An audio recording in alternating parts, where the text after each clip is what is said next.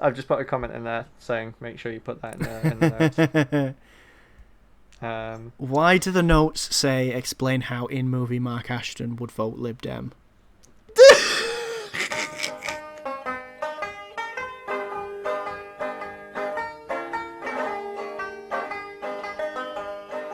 Solidarity forever. Solidarity forever. Solidarity forever. For the union makes us strong. Hello and welcome to Unions in the UK, a podcast about unions in the UK. My name is Henry, pronouns they, them, and I'm here with Corey. Hi, I'm Corey. My pronouns are she, her. Very cool. And today we're doing something a little bit different. For reasons unrelated to us being busy and disorganized. Yeah, we didn't phone this one in. I'd like you to. Well, the thing is that we didn't. I feel like I've done more work researching this than I have any other episodes. So it turns out it's more work, but it feels like less because it's different, and that could only be good, right? Yeah. Corey, do you want to explain to the lovely listeners what we doing? Yeah. So today we're just gonna have a very quick talk about the current offers that are on the table to big unions in the UK following the strike wave. We're going to talk very quickly about what we've been busy with, and then we're going to be dissecting Pride 2014, the film tangentially about unions. Unions are involved. They're involved. It's about, I won't make the joke. Okay, fuck it. It's about the EU, actually. No, it's. Oh, no. That's a funny joke for me and me alone, and that just hurts everyone else around me. So I'll try not to make it too much. Yeah, I did. I will say, after I suggested Pride, when I sat down and started watching it, I was like, "Oh shit, the unions are basically not in this at all, are they? Fuck." I mean, you see some union nonsense at the very least, so that's fine. There's some union stuff, and there's solidarity stuff, and at the end of the day, isn't that what this podcast's about? In it, no. And it's anyway. Fuck it's it. not. It's. I mean, the movie's whatever, but at least what happened is part of our history. Yeah. And that is something that is fine to discuss on this podcast. Yeah, it's our podcast. We do what we want. Yeah, fuck you. Oh. And this video has been demonetized on YouTube. Sorry, everyone. Oh no, it's fine. We're like 3 minutes in. Yeah, we're great. Okay. So yeah. So there's been two offers on the table for two striking groups, basically.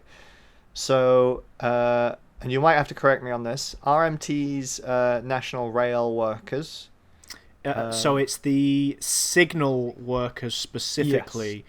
Yes. Some of the members of RMT, I believe, will still be on strike, but yes, they are part correct. Of a different set of discussions. As I understand it, I could be wrong. No, I think that's correct, and if both people on the podcast agree, then it's gospel.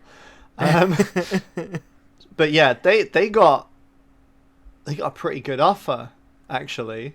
I that was more than I was ever expecting, which is, wild. Do you remember the numbers? I'm currently doing some post hoc research. So total uplift in basic earnings between 15.2% for the lowest paid grades, up to 10.3% for the highest. A re-signing of the no compulsory redundancies until 2025 deal, at a 76% margin on 90% turnout voted to accept the offer, and there's a bunch of other little things in there as well that aren't part of the main main like announcements, but I did see some members of RMT talking about how they've got their little discount on what's referred to as like luxury travel back. So on their days off, they get, I think, 75-76% off rail fare. So they can just go around travelling. It's apparently something that used to be part of the job when British Rail was nationalised. I see. And obviously something was happened, taken away. Yeah, something happened unrelated to the film that we're talking about today. And God, but that's absolutely fantastic. I mean, like, yeah, victory great work, to the workers. guys. Like, Jesus, yeah. How'd it go for the hospital workers? Okay, less good. Less good. Less good. They also have an offer.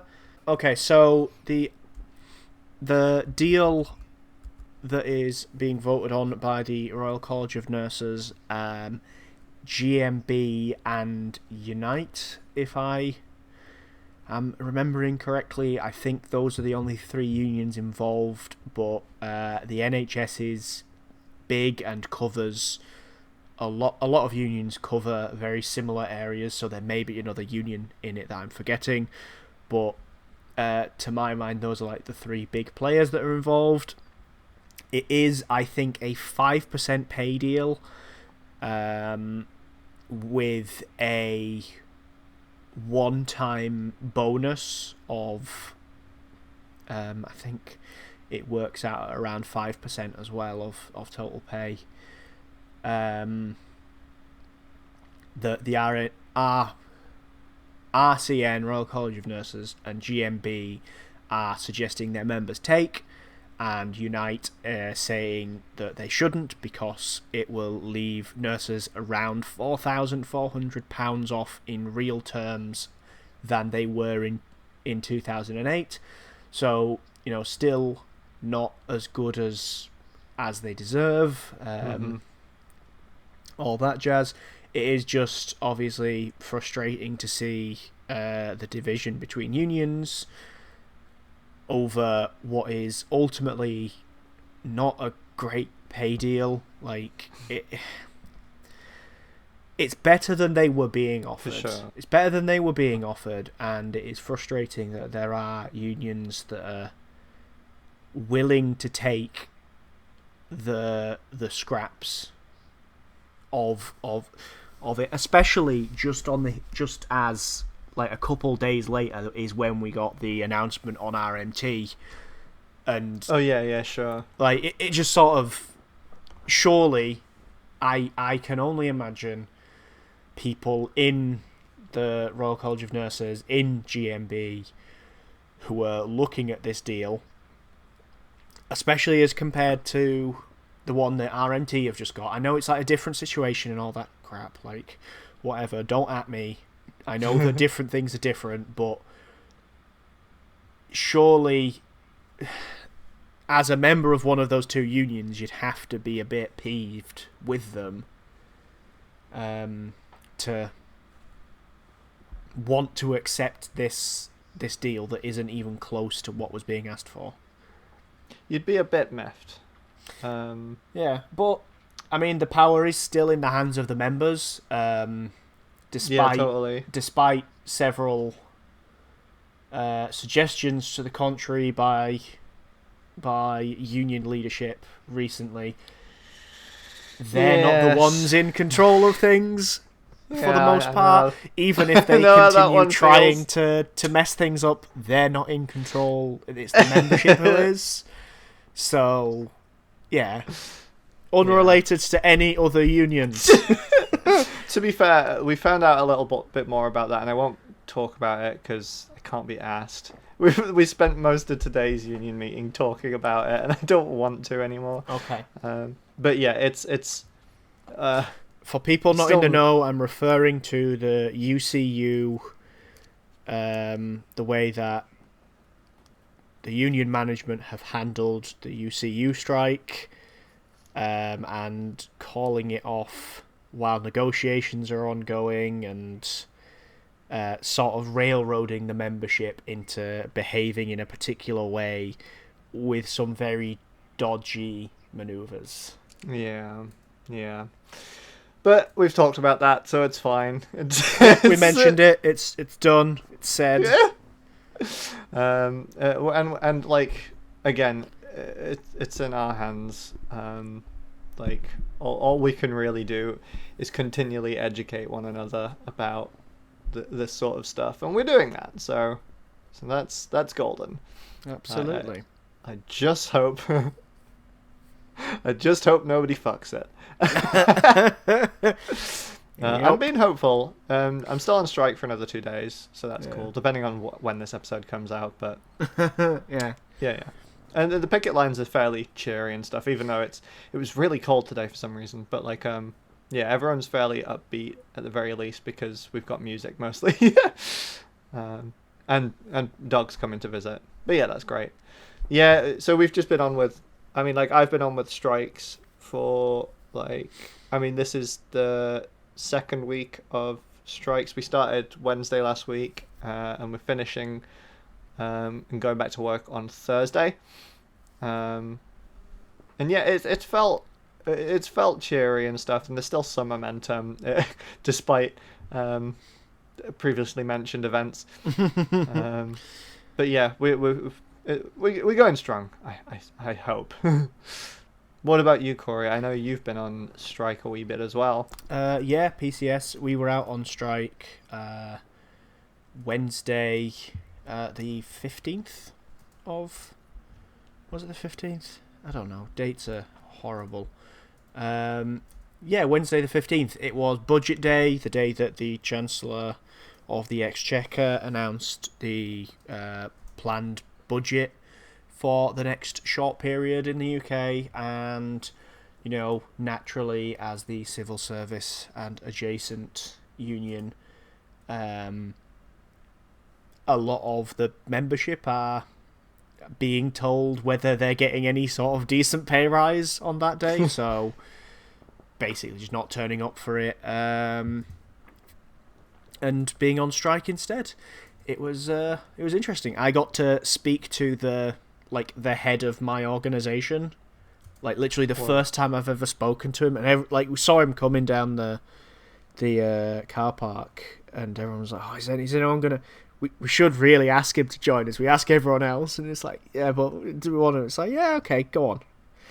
So the first and likely only words I've ever said to my boss's boss were, "Are you going to join us on the picket line?"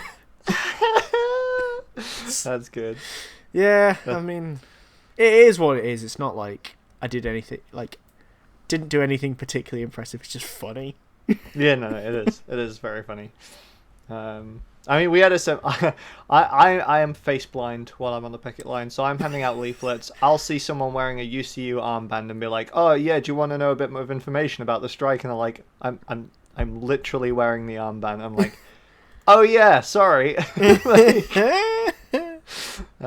So yeah, but I spotted a guy in a suit, and I went to give him a leaflet and a bit of a chat. And it was only once I'd walked away from him, someone whispered to me like, "Oh yeah, he's one of the higher up in the directorate building." And I'm like, okay, cool. Am I gonna get fired? Was it like, am I on a shit list now? What have I done? He seemed fairly nice, but yeah, I mean, these types are very good at. Yeah, that's sort of the thing. Is like part of that getting to that position is being personable, and the majority of people that you actually meet on the picket line like that are gonna be all right, and they'll smile and joke and laugh with you, but then they'll still cross the picket line anyway. And honestly, they'll cross the picket line and go back to their lair so that they can execute you. I don't know. Yeah, well, yeah. It's the thing is, it's whether they're crossing the picket line with a smile or a frown. They're still crossing the picket line, and it's still undermining what you're doing. And honestly, I have slightly more respect for the people who are like, "Fuck off, I don't support you." Yeah, no, it's Um, honest at the very least. Yeah, at least like you sort of know where you stand. It's like, okay, you don't agree with what I'm doing, that's fine. It's the people who are like, oh no, I agree with. I've got to go in. You know, I can't miss a day of work. It's like that's the point. That is the point. I mean, one thing we've been doing is every time we see a staff member do that, be like, "Oh, there are funds to cover your pay for days lost if you need that sort of thing," and that's actually pulled in quite a few people. But yeah, yeah, we've had a lot of oh yeah, I support you, but and the only ones that I'll accept that are from people in other unions who failed to meet a mandate for their ballot or stuff, because they legally can't, can they? Sorry, who? Repeat that. If they're in another union and they failed their ballot and they're in the same workplace as you. Oh no, they can. Oh, we've been told by people in other unions that they're not allowed to. So the thing is, like, people who aren't in a union can strike. Yeah, I knew that. It's as far as I understand it, it's that they can't organise their own picket. Yeah, Like yeah, their okay. union can't be on strike, but you as a member of the workplace, as a member of the workplace can. Like I don't. I'm not a fucking lawyer, but like I don't think that there's any way that they could stop you, especially because like being a member of a trade union is a protected Yes. category, Data I Protection was Act, just yada about yada to say yada. this, yeah. Technically, they don't. Technically, your workplace is not allowed to ask. They're not allowed to know. And I thought that was very odd. It's just like a bit of information that's been going throughout the picket line every so often when we see someone from another union who's in our workplace. So maybe they're just being scabs. I mean, maybe they just don't. Maybe they genuinely just don't know. Yeah, like yeah. it's because it's one of those. It's a really weird thing. You know, obviously, Yeah. like I mean, there's a shitload of misinformation around it, as yeah, evidenced by this conversation. yeah. Well, like that's the point of this legislation, isn't it? Is that like the way the legislation's set up is to make people fearful of going on strike, Yeah, sure. while still paying lip service to your right to withdraw your labour. Like, Or they'll be like, oh, we respect every employee's right to strike, Yeah. but if you do, you'll be ruining the community that you've helped build. So we're like a family. Here. we're like a family. It's pizza time, everyone. We have had pizza parties, by the way. Just so you Oh know. dear. I mean, to be fair, To be fair, as long they as were it good. happens in work hours, I don't have a problem with it. It was within work hours. okay. Yeah, it's the stuff It's where it's like, fine. oh yeah, we've got this lovely benefit. You have to do it outside of work hours. We're doing team building until 8 p.m. on a Tuesday. Oh, fuck Um, yeah. Am I and- getting paid for that? Yeah. It's like, am I taking this as like hours? Like, what's going on here? Anyway. So, we've been doing strikes and stuff. Yeah.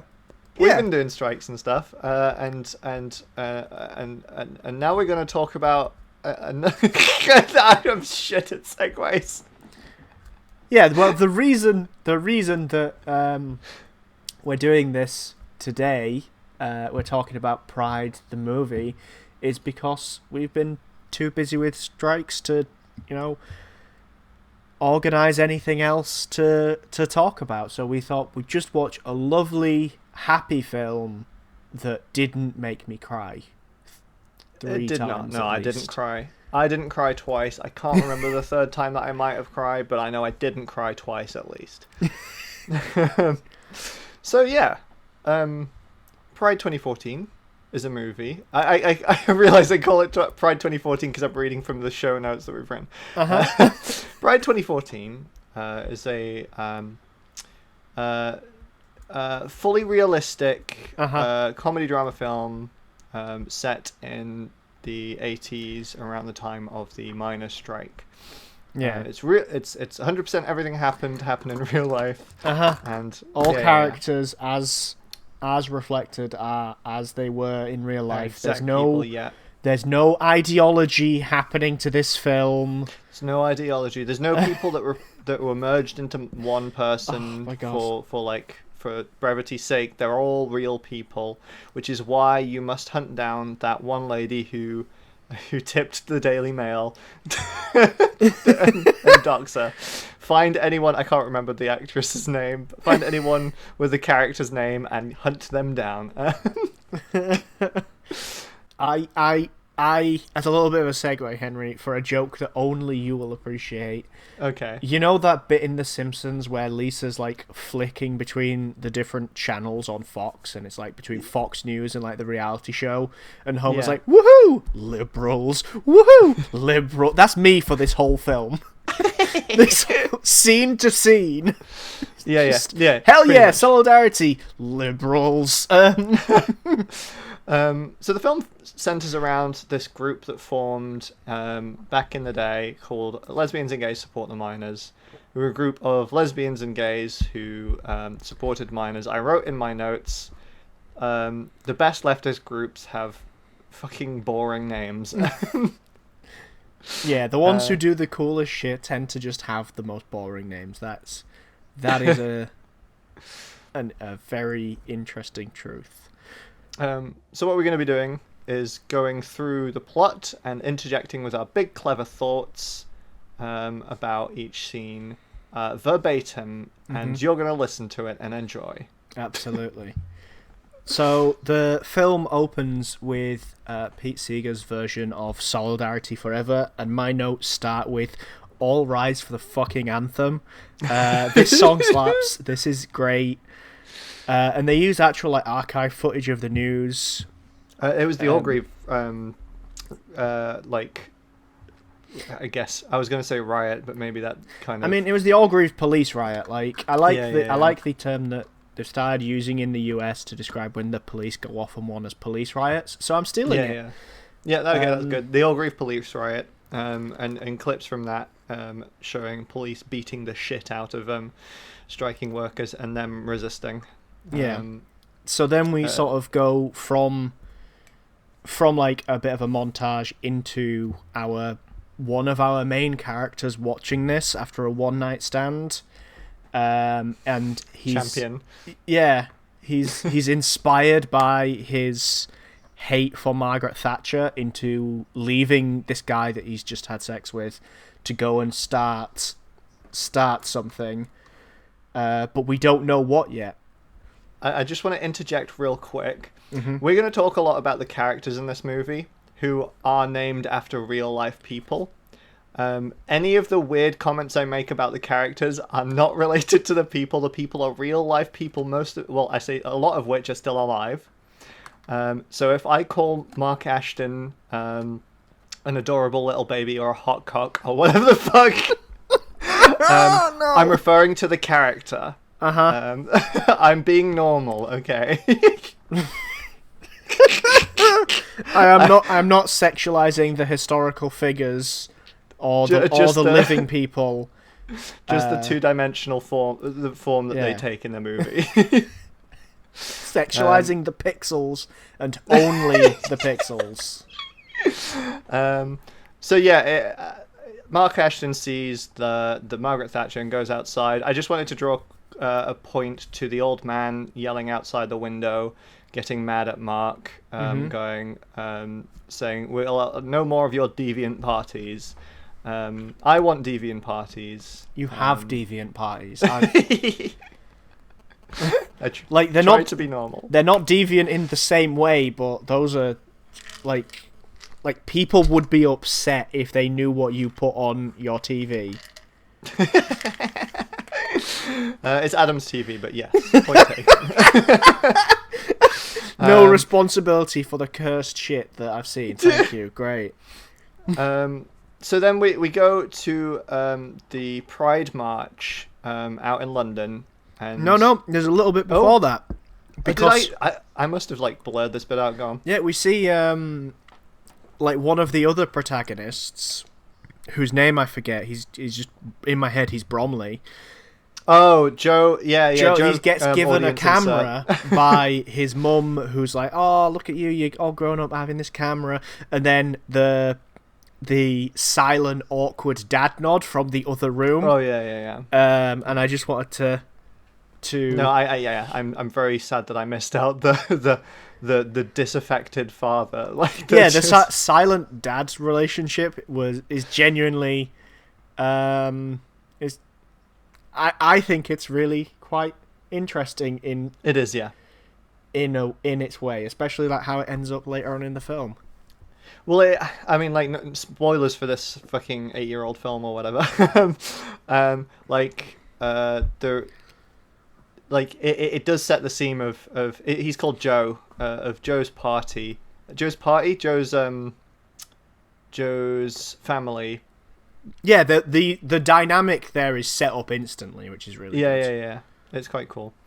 And Joe goes to London to join the far right rally. Yeah, becomes an accidental gay at the far right Pride Parade. Yeah. I thought because like when I first saw that movie, and I kind of had the thought when I second watched it, reminding myself that I've seen the movie before, I know what the character does.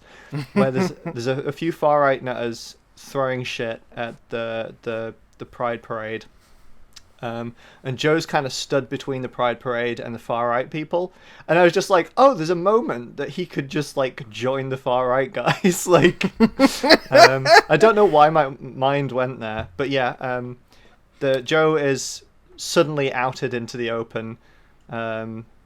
And meets Joseph Gilgan's character. I can't remember his name. Mike. But Mike, yeah. this is another really good scene that sets up like the relationship dynamics and like the character dynamics really, really quickly and really efficiently. Because Mike is the one organizing this little bit of the march. Joe is sort of pushed into the middle of stuff and is out of his depth, but you know, sort of wants to be there and is happy to be there, really. There's what's her fucking name? Steph, thank you. Steph is there like as a support piece and a bit of a sass mouth, and then Mark turns up completely out of the blue, almost like just walks into the middle of the scene and says, I've changed the plan, to Mike, who's there going, oh, what are you doing? Hang on, no. And then Mark explains the plan, and Mike goes, yeah, that's a good idea, actually. And then they all go along with it. I think it's a really good intro to how the relationships with everyone work. Yeah, for sure. So Mike is a real person. Is Mike Mike a real person? Yeah. Oh. Because he did some interviews about the movie. He does not have a Wikipedia page. Sadly, that would be why I don't. See, this is the one episode that you did loads of research for, and I have just vibed my way through this. Yeah, it said in the movie he takes the role of Mark's best friend. I'm not sure as to how like their relationship in real life, but in the movie he's Mark's best friend. Well, he's Mark's best friend, and kind of like he takes on a bit of a secretary type role. Yeah, a bit of a secretary, and as the film develops, obviously there's a bit of like an unrequited love thing, which again, no idea how real that is. But Mike Jackson is on Twitter, and his header is a still from this film, which is cute. That's cute. Just as a side comment, 2 side comments actually. When I saw the placards, there was a split second where my brain associated the pattern to the design of them and went, "Is that an SWP sign?" Just got a fight or flight reaction. Yeah, I did straight up. I was like squinting at the screen, like, "Don't you fucking dare!" But like, there was also an old lady holding a sign saying "Burn in Hell," which I'm the old lady holding that sign. Yeah. So after this little pride march, we don't get much of that scene because it goes almost instantly to Joe engaging in the time-honored tradition of most queer young people of lying to mum so that he can go stare at buff dudes. Yeah, definitely. He's not lying. He's going on a pastry course in his college. No, that's later on. Oh, that's later on. This one, he's staying at a friend's. Oh yeah, true. He's staying at a friend's, and this is when he's cornered by. This is where he's cornered by Steph, and we get to meet her properly.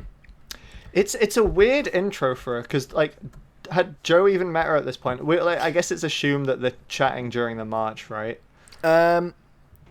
I mean, I don't know really what the implication is there. I just like that she grabs him and going, "I'm avoiding that girl over there." Yeah. She broke my heart at a Smiths concert, and I love her. That's me. I overshare love at house Steph. parties too. I just as an aside as well, I'm glad that, I don't know, it might just be in our friend group that it's not used so much. I'm glad that Breeders isn't used so much anymore. No, that's such a good one. I'm bringing that back. I just saw a few posters at the house party thing, and then a couple of them get referred to as Breeders, and I'm just like, oh Christ. Let's start the discourse, baby. Well, look, of all, like, in the war of calling each other names. Yeah. I think it's fine. Yeah. Like, it's fine. It's just like, it's nice to know that discourse has always been a thing. Yeah. Is it at this house party that they form it, or is it? So after? what they do is they go downstairs to the bookshop underneath to have a meeting where Mark counts up all the money. Mark and Mike have counted up all the money that they collected in buckets and go and sort of say, "Oh, think how much we could do if we actually tried." And this meeting goes poorly because it does, yeah. All the, I mean, like, there is a hint that the mining community and the gay community maybe haven't got on all that much. Well, I mean, it's the sort of explicit, like, all these young gay people have moved to London, out of their shithole towns to somewhere where there are other gay people. Like, I think one of the blokes at the meeting goes, "Yeah, I'm from Durham," and just walks out. But you know, eventually they get the, like, 6 or 7 of them together, with, like, reasons ranging from, like, Mark wanting to do something for non-communist reasons. No, he's a liberal Democrat. He's a liberal Democrat who hates Margaret Thatcher, and that's the only thing that inspires him. He's not a member of the Communist Party, nor has he ever been a member of the Communist Party. He has never held an elected position in the Young Communist League. I mean, I think at this point he hadn't in time. No, he hadn't. I know he was a member at that point. He was an active member of the Communist Party at this time in real life. The film doesn't want to talk about that, though, for some reason. But yeah, the rest of the gang sort of join up. Bromley sort of gets, swept along with it, as he has been doing. I'm glad Bromley was there. I'm glad Bromley's there. Yeah, and then you get another couple who want to do more things together as a couple, and then you get a couple of older gay men who need a project. Or it's the owner of the bookshop. It's Gethin and Jonathan, right? Yeah, it's Gethin's bookshop. Okay. And Jonathan, his partner, is outside. Yeah. Just losing his mind to tainted love. Having a great time. Well, yeah, Gethin says, oh, he just needs a project, which, I think that foreshadows a bunch of shit with Jonathan later on. And like how Gethin treats him. Yeah, so we do that, and we get, after that, a lovely little getting to know you montage. A lovely little like bit where the miners, like the lesbians, gays support the miners are calling up the different different unions and different sort of committees and whatever and what have you, and all the miners are being homophobic. And there's a great moment where they're quite frustrated, and I think it's Mark who says, I don't know why they don't want our support, and someone turns around and says, well, we're puffs. And I wrote in my notes, I miss puffs, I want that back. And then Steph turns around and goes, and a dyke, and again I've wrote in my notes, love her. Yeah, love her. So then Steph's the best character. Steph's pretty good. But then they go around, they decide that they need another plan, and they decide to go around the unions centrally to get stuff done and go directly to the people.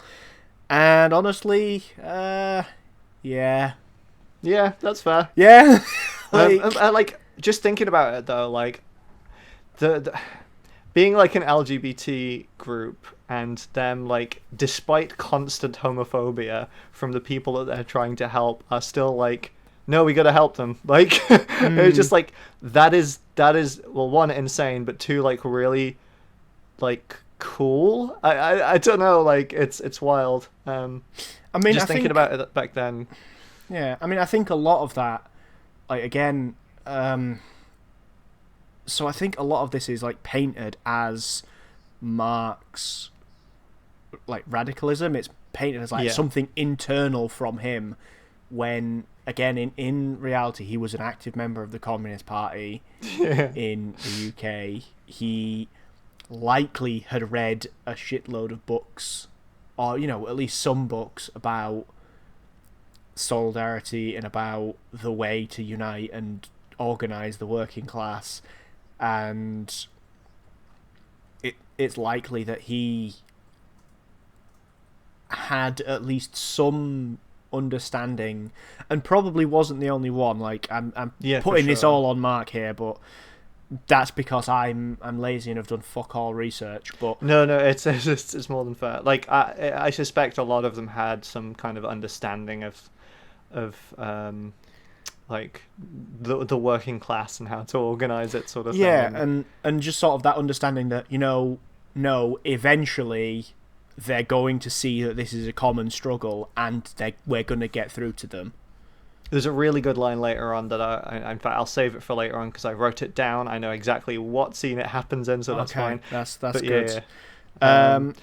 But yeah, they call the town who are likely to be homophobic, and again, can I interject here again? Absolutely. Just before they start thinking about calling for town, someone goes, "What's the Welsh for lesbian?" Which I think, again, another good line. Continue. Yeah, oh, that's Mike. Mike says that. Yeah, it's Joseph Gilgan, who is fantastic. I love him. Love to see him. Also, like, while we're talking about guys we love to see in films or on TV, Dominic West, who plays Jonathan, also great, also just consistently good in the shit that I've seen him in. Okay. Both of those are together in a show called Brassic, which is fantastic. And you're also missing more on Gethin, played by Andrew Scott, who is in the greatest queer media that we know of. Absolutely not! Don't you dare. Sherlock. Anyway. Oh. Sorry, everyone whose ears I just bursted then. Andrew Scott is good, but fuck you. Okay. So they call up this town. Uh-huh. In the movie, it's characterized as they put a pin on a map. But I imagine there was quite a bit of calling to find a town that finally just went, yeah, all right, why not? Yeah, well, it's initially played off as like this doddering old lady from the women's committee as the spirit of solidarity past. Yep. Did you notice the leitmotif that's playing as she's walking up to the phone? Did. It was a little solidarity forever, and this is the first time that I started crying. Yeah. They play Solidarity Forever, and it was like, ah! This doddering old lady wandering up to the phone as Solidarity Forever plays on, like, I think it's a xylophone really faintly in the background is very good. Yeah, and then it sort of crescendos into all of them sort of in their little bookshop back office, jumping up and down, singing Solidarity Forever. Yeah. Again, like, it really feels like the film glosses over the politics of these people. It feels like that. While still shoving it in your face. Like, they are singing Solidarity Forever. What could that mean? There are like 6 fucking people who know the words to that. It's something that I point out on marches all the time whenever it's sung. It's very rare that someone will start singing the verses properly.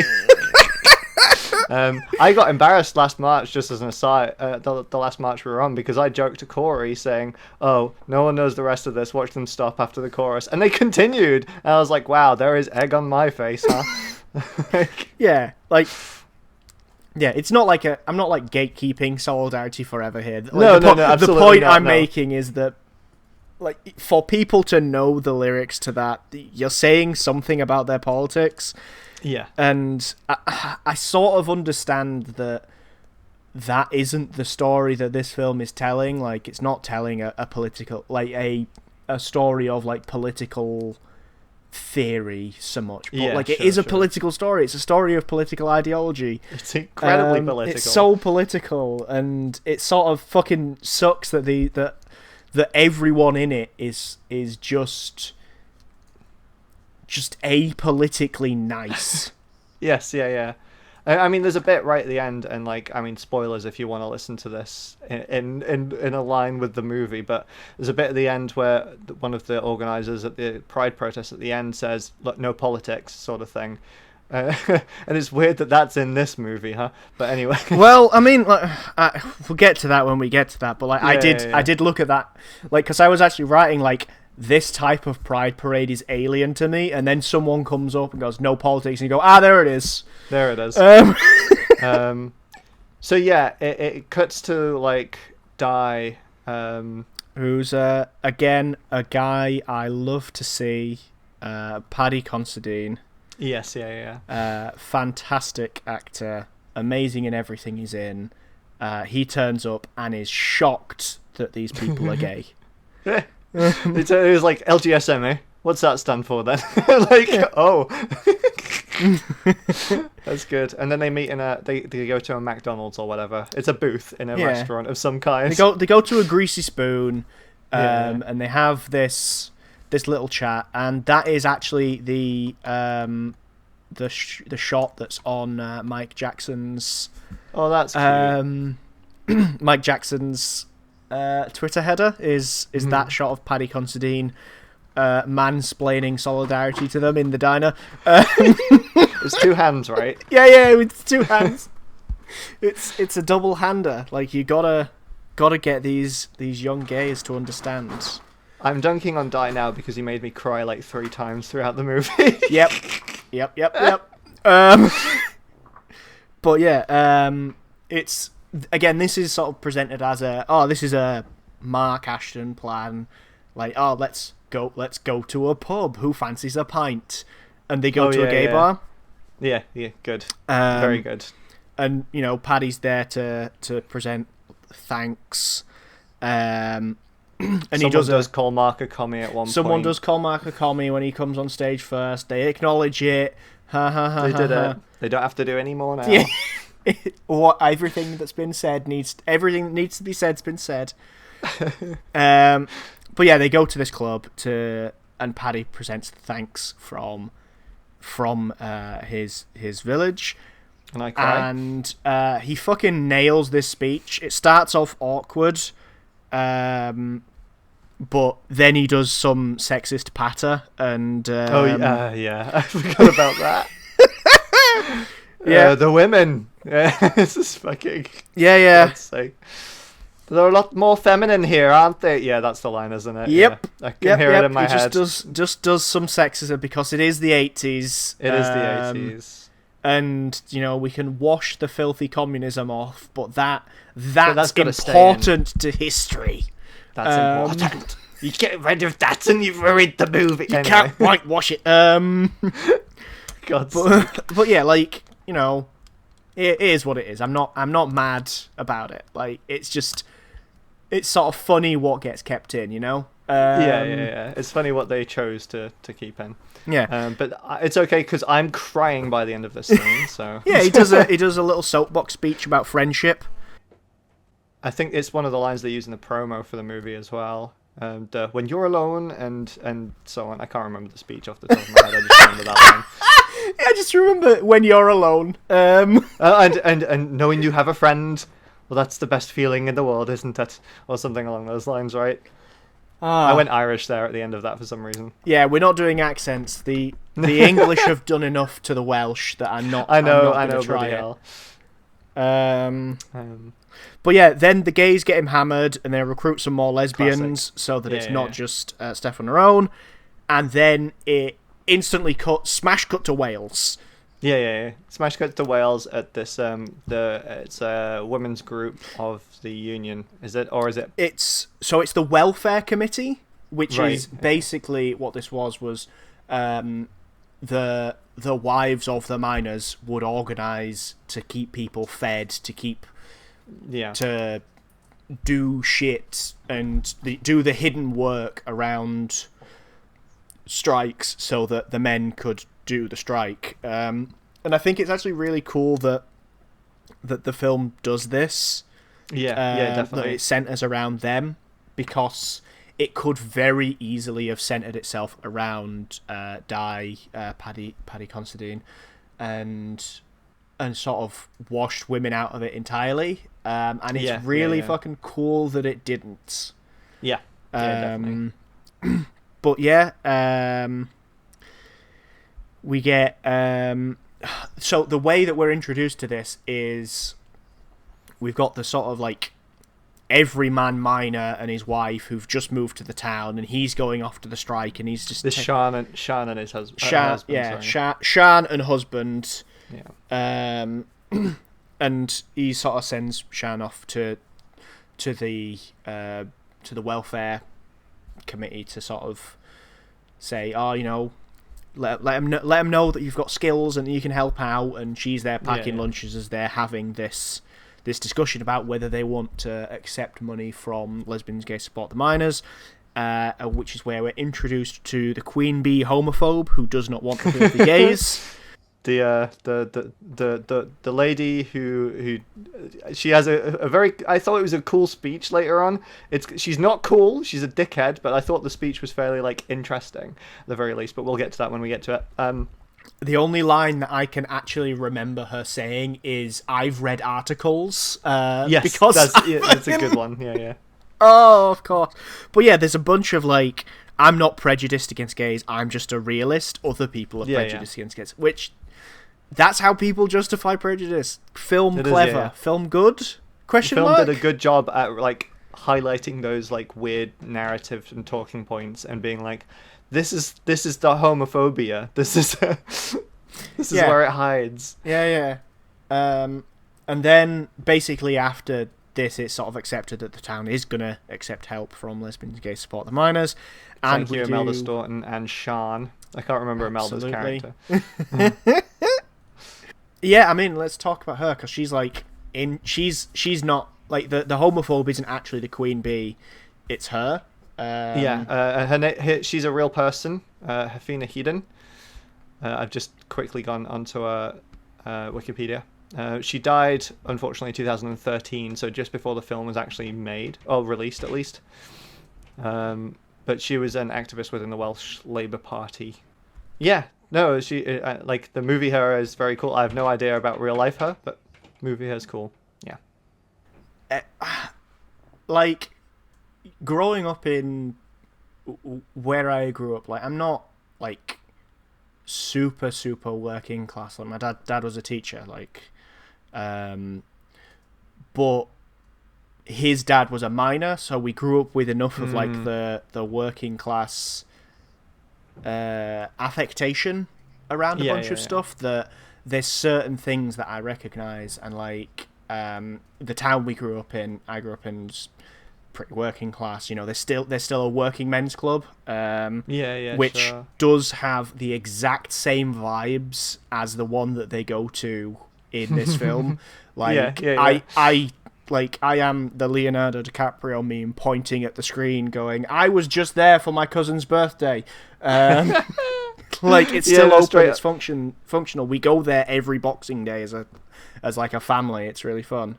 As an aside, do you remember that pub we went to in October, and both you and I were having that, like, the vibe of, like, we're about to hear someone call our name from behind us, and it's Uncle Barry. Yeah. Trying to ask for, it's like, yeah. But yeah, my point in that was, like, Hafina is one of those like, affectations, I guess, is probably the wrong way to describe a person, but that type of woman you recognize and go, oh, I've met her, yes. Yeah. She's very cool, very very strong and outspoken, and come here, you dickhead, let's sort this out, sort of thing. Very in charge, but like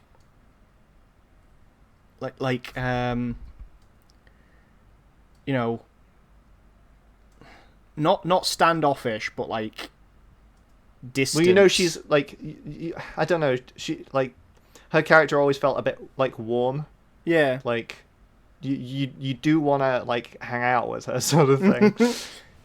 Yeah. But like yeah, she's like in charge of committees and stuff, and it's like from a distance, she knows everyone, but like that's you look at her and go, oh, she's the lady in charge. Definitely. Which is just cool little things. Like, I think they got a few things right with how people like that are, and how places like that are. Yeah. But yeah, then after they vote to accept this help, we smash cut again. We're now on a road trip to Wales with lesbians and gay support the miners. On the Deviant bus. The lesbians are great. Yes, they are. Yeah. Singing. Every woman is a lesbian at heart. Which to the is style of Solidarity Forever. To the tune of Solidarity Forever, yeah, which is fantastic. And then they annoy the two the boyfriends on the bus who are doing the ones who we mentioned before, who were there as a couple doing couple things. Like, not every woman's a lesbian. Like, my mum's not a lesbian, or something along those lines. Yeah, and they close it out going, especially his mum. Yeah, it's good, which is true. But yeah, the fucking thought I had on this scene, and it was like unrelated to anything going on inside the bus. The fact that they had Deviant Bus written on the side of their bus and they did not get run off the road is like beyond me. But yeah, there's a cute scene inside the bus and stuff. And then they arrive in the Welsh town, and the spirit of socialism herself opens the door and smiles and goes, "Die, your gays have arrived," which I think is a very good. Yeah, and when they get here, again, they're in the inside of a working man, or I think it's like the community hall they call it, but like, to my mind, that's a working men's club. They're all like that. Whether they look like that or not, they have that vibe. Yes, yeah. And it's sort of setting us up to expect that this is going to go real bad. Yeah. Because Shanna's been putting up this poster again and again all day. And it's torn down every time. Yeah, I forgot about that. I didn't write that one in my notes, but yeah, that's a very... and you see, like, what she called the baddie, the like the obvious dickhead. But yeah, you see Maureen over Sean's shoulder as Sean's putting 50,000 fucking staplers into this thing.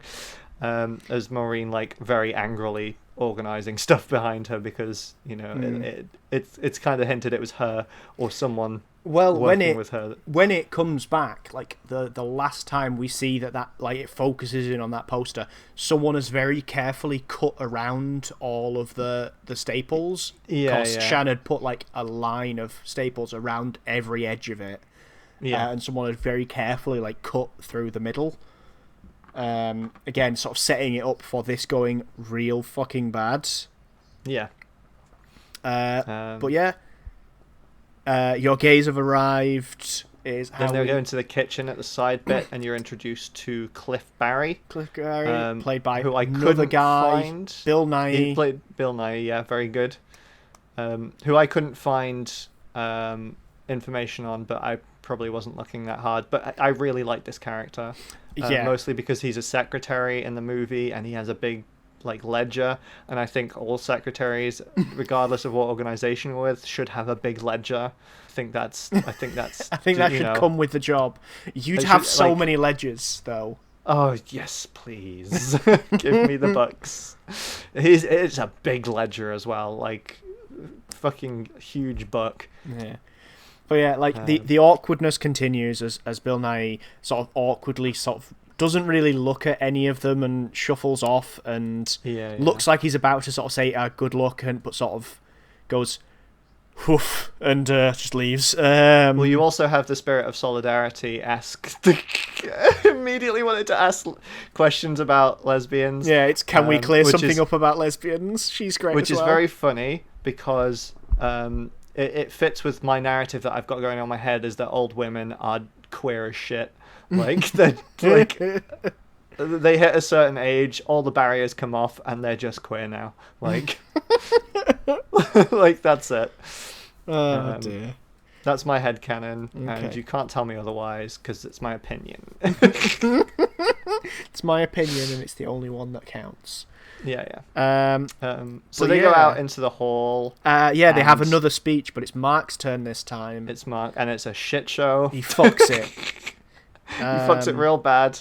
Finishes with the line, "At least a fifth of you is pleased to see us," which I think is a good line, but no, fucking stupid. Like that's he's just not Paddy. That's the thing. He's not there yet. He's got some growing to do throughout the film.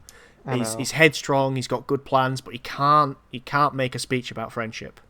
Well, you see actually like Di taking like a maybe not a father position like above Mark, but like definitely like a teacher position. And he's talking to him a lot. That comes up in the next scene actually, because Bill Cliff is giving a tour of the local area, including the Welsh castle, which is none of your Norman rubbish. And my notes here say, I cannot stress how much I love him. Before we do that, I just want to comment on Di's living room. If you're like, I've been to houses in Wales, they look like that. All of them look like that. I've slept it. Like I was looking at the room and I was like, I've slept in that room before. Like I've been there. But yeah, sorry, carry on. They're all like Welsh so they're homes. on this tour, and this is where you see Paddy and Ben Schnetzer, who is Mark and Di. This is where they first sort of get that relationship. So it starts out on rocky territory for me, because Mark turns around and says, I grew up in Northern Ireland and I've seen what happens when people don't talk, and there's a lot happening there. There's a lot going on with that. Yeah, that one was interesting. I suspect that was more the film's politics coming out than anything Mark ever said. Yep. Member of like famously not a member of the Communist Party, Mark, who famous Liberal Democrat, who definitely would not have had opinions on the Northern Ireland situation in the fucking 80s. Did I just like as an aside, did anyone, whilst they were making that scene, just not have a second thought at that bit? Like, no, see, the thing is, they definitely didn't. because the next thing they do is this is where Dai gives Mark his little speech on what solidarity is, and again, like, he should not have had to give this speech. This is such a weird character interaction. This should have gone to Joe characters, like Joe audience stand-in. Yeah. Like Bromley should have had this speech. Not the soon-to-be leader of the Young Communist League.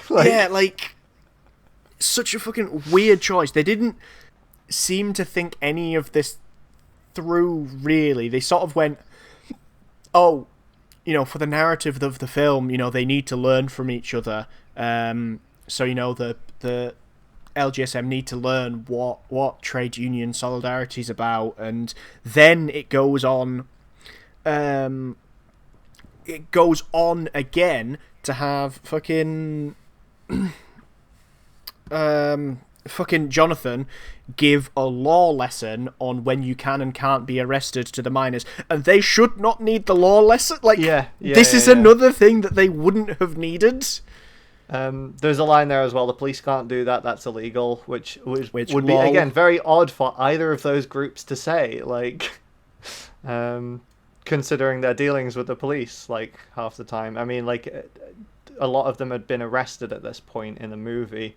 In real life, I imagine that happened quite a bit, and they'd have been clued up on that kind of shit. But they'd have. People knew that. And the thing is, there's a bit later on of the gays teaching a thing to the the next scene of the gays teaching something to the miners, which works a lot better in my mind. That they just didn't need this. They didn't need this to make the narrative work. It's weird. It's all very. But then you weird. have a scene where Sean goes into the police station and just shouts the law at them until they let out what is it, Carl and the other guy. Yeah, I get a thing that the police in the UK in the 80s were famous for doing. God. This film did not open with footage of the Orgreave event. Yeah. The police were incredibly law-abiding. You could watch it on the BBC. The BBC, who later apologised for doctoring footage. For reversing the footage, yeah. Yeah. Woof. But yeah, so Carl gets out of prison because Shan's been told the law by Jonathan for the first time in her life, and we're gonna overlook that. Sean, sorry, just as an aside, is also a real person. Yes. Who was a member of the Welsh Labour Party, and was a member of Parliament in 2005, I think. 2005 to 2015. Dope.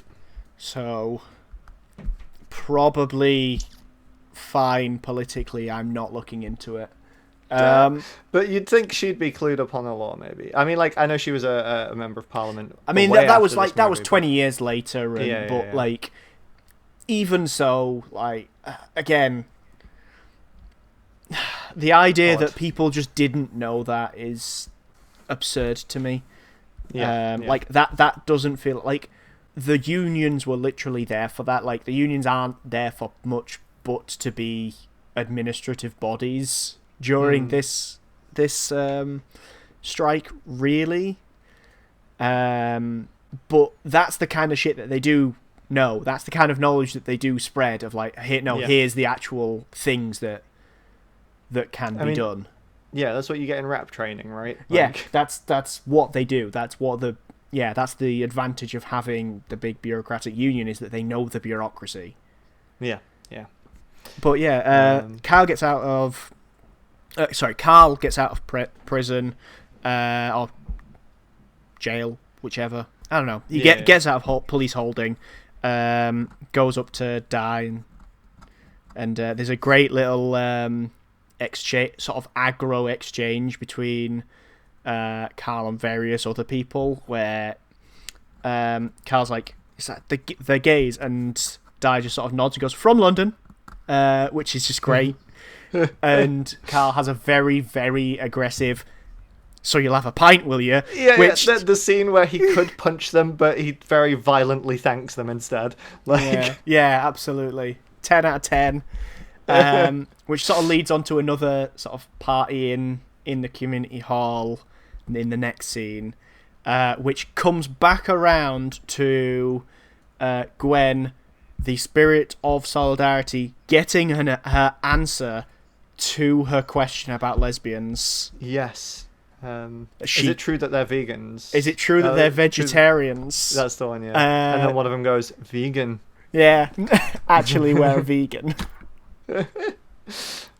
And Gwen's mind is just racing. Cannot understand it. It's very good. It's good. But yeah, then this goes to another bit of an argument between Queen Bee homophobe and Hefina. Yes. And Hefina is saying, "Oh no, they're all getting along perfectly well," and then there's a little moment where, "Oh, it's all going so well, is it?" from the homophobe, and then it immediately cuts to there just being this massive gap in the middle of the room between where all the gay people are sitting and where everyone else is sitting, which is very funny. So Hefina, being that type of woman, walks up to Carl and sort of goes, "Carl, you go over there and you talk to one of those gays right now." And Carl comes back with the typical sort of like low-key prejudice thing of like, "Oh, I don't want to give him the wrong idea. I've thanked them, I've bought them a beer, I don't want to give them the wrong idea," sort of thing. Yeah. And she comes back with the best line. "You're so bloody yeah. irresistible, are you, Carl Evans?" Fucking got him. Fucking Henry, air horns here. Get his ass, Athena. God, yeah. It's a good bit. Yeah, and then this is the bit I was talking about earlier, where this is like the good cultural exchange. Yes, yeah. Because the dance lessons. The dance lessons, because Jonathan goes off and dances, and blokes of that time were very stuffy and don't really dance. It's not a thing that you did outside of like certain circumstances, and definitely not like sexy dancing. Like sexy dancing, yeah. And it also leads to Cliff, played by Bill Nye, looking the thirstiest he has ever looked at the dance floor, which is great. A hint. Yeah, which sort of like begins to unpack what Cliff's deal is a little bit more, because like it becomes a little bit clearer as the film goes on that he's not like awkwardly avoiding them because of prejudice. He's awkwardly avoiding them because of some other reason. For some other reason. I had some notes about the dance. Go. One, did it actually happen? I imagine there was a dance at some point, but like they do a whole bit where Jonathan, the spirit of dance, climbs into him, and he becomes the central like focus in the room as Shirley and Company's "Shame, Shame, Shame's" playing in the background. Did that happen? I can imagine there was dancing, but I imagine there's a lot of embellishment with him like climbing on tables and like losing his shit. I don't trust dance scenes in I mean, like movies, this cultural exchange was definitely an exaggeration. Like, obviously, working class men danced. People have always danced. Fuck off. Yeah, but, for sure. If for the film's narrative we have to do some sort of learning from each other, this one is better. Yes, it is. This one is much better. But yeah, then this Carl goes... also watching the dance scene, because Carl's watching the dance scene as well, and it looks like something's awakening in him. For a moment, I'm like, "Oh, Carl gay?" No, he's not. But like, there's a moment that I'm like, "Oh, Carl." No, yeah, like there's a few really good recurring bits in this film, mostly of which happen after Nights Out. So one of them is that Cliff, desperate for the sash. not desperate for the sesh, desperate to get a guy alone. Yeah. No, Desperate to but, just be with a guy, be around a dude. Yeah. Next, what's does anyone want to come back to mine for a nightcap? I Yep. think is what he says. anyone to mine for a nightcap. And then the other really good after sesh bit is Steph and I think her name's Gail Pritchard, I think, having to carry home her drunk ass husband and sort of bonding over it. Yeah. Because that comes back a couple times. It does, yeah. That keeps coming back, and it's good. It's good. It's very good. You also have Carl being a cool ally. Yeah. When two of them goes, you got you dancing in there with them puffs or whatever, and then Carl's like I'm a babe magnet now though, so fuck y'all. They're all right. Oh yeah, it was. It's you can spend the rest of your life not talking to what's her face behind the bar. I'm gonna go learn to dance. Yeah. Thank you, Carl. Yeah. But yeah, then we go to we have Queen Homophobe looking like she's you have curtain the weird twitching. Bash scene. She's curtain twitching. She is So She's much in literally this curtain film. twitching. She's literally curtain twitching. Yeah. And I think like this is again they've sort of nailed on a bunch of like homophobic nonsense like really well. Because she's going, scabs and coppers will all be calling us names, and it's like, what the fuck are they doing already? Like, come on. The fucking her like that whole scene I think is really good with her like like radicalizing a kid sort of thing where they're sat on the couch initially looking bored as shit, but like her going on about this and kind of getting some hate in them. Well, and they're not young, like they're like they're minors. They're like they're at least 18. But yeah, like you say, she's radicalizing them. They're looking bored as shit. They want to be out at the community hall, and she's sort of getting in there, like wheedling in, like, the reason that you can't go out is because of these gays. Yeah. They're the ones to blame for your problems. Which is good. Is that the scene that Cliff comes to her door? Or is that later? That's much later. Okay, cool. That's much later. What we get now is they go back to London, and because Bromley is supposed to be on his little pastry cooking, his little pastry cooking course, like sleepaway baking camp, which I can only imagine is gayer than what he's doing. Yes, yeah, right. Like, that. His parents are obviously like fairly conservative. Like they're painted as like the stereotype of the conservative family, right? Like and it's weird that they were like, and I guess like being a chef is like, you're a chef sort of thing. That's a masculine thing or whatever. Yeah. But I don't know. Like I have a feeling like I know that there were dads even when I was a kid who were like, oh, cooking's a woman's thing, sort of thing. Yeah, but chefing has always been a man's thing. It's different. Yeah. Like it's, that's one of those fun little sexisms that's that's like completely self-defeating, but yes, totally. Yeah, it's I don't know. Yeah, it's just weird. But yeah, then we get like another little montage. Oh, sorry, going back. Like they've got Bromley this little box of pastries because he's supposed to be on his pastry retreat, and then he gives it to his mum as if he's made it, which is just great. Yeah. And that cuts into the montage then of all the miners fighting on the picket lines and Cliff grabbing a fucking police officer by the neck and threatening him. Very good. Thank you, Cliff. Hell yeah. And then LGSM are doing their bucketing, and then we get a little bit more of an insight into Bromley's family and, like, as you say, the sort of conservative nature of them. Yeah. Because it's the big AIDS advert with the grave with John Hurt narrating it. which instantly his Bromley's brother-in-law makes a joke about AIDS.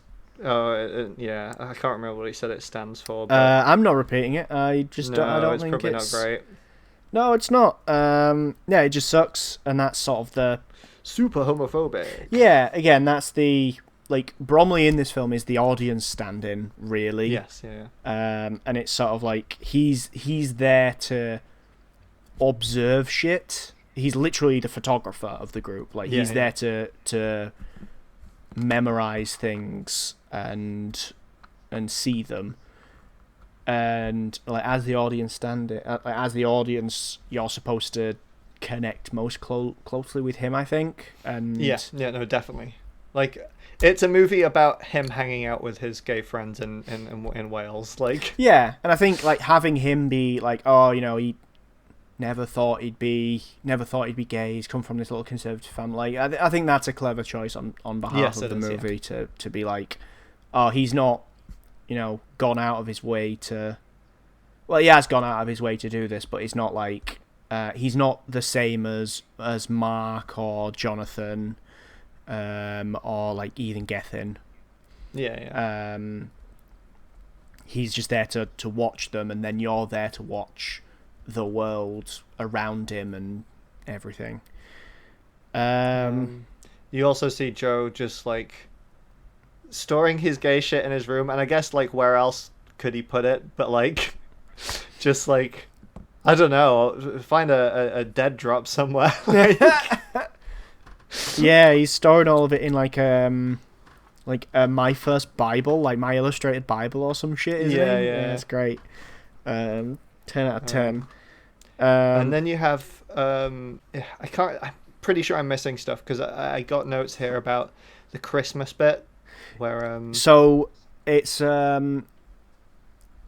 Hafina has called up the bookshop asking Yeah, she after has. Jonathan because Jonathan sent a lewd card to it was them. a good card, and Hafina's husband's like, oh, Yeah, like, just very awkward about it. So she's naturally put it up on the mantle.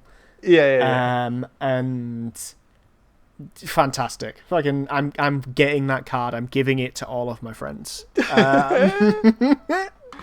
But yeah, Gethin gets a greeting in Welsh. He gets Merry Christmas in Welsh.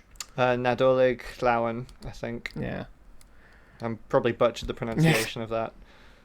But yeah, that's very sweet. Teared up then as well. Yeah, I did as well. 'Cause Like, he's- and so does Gethin.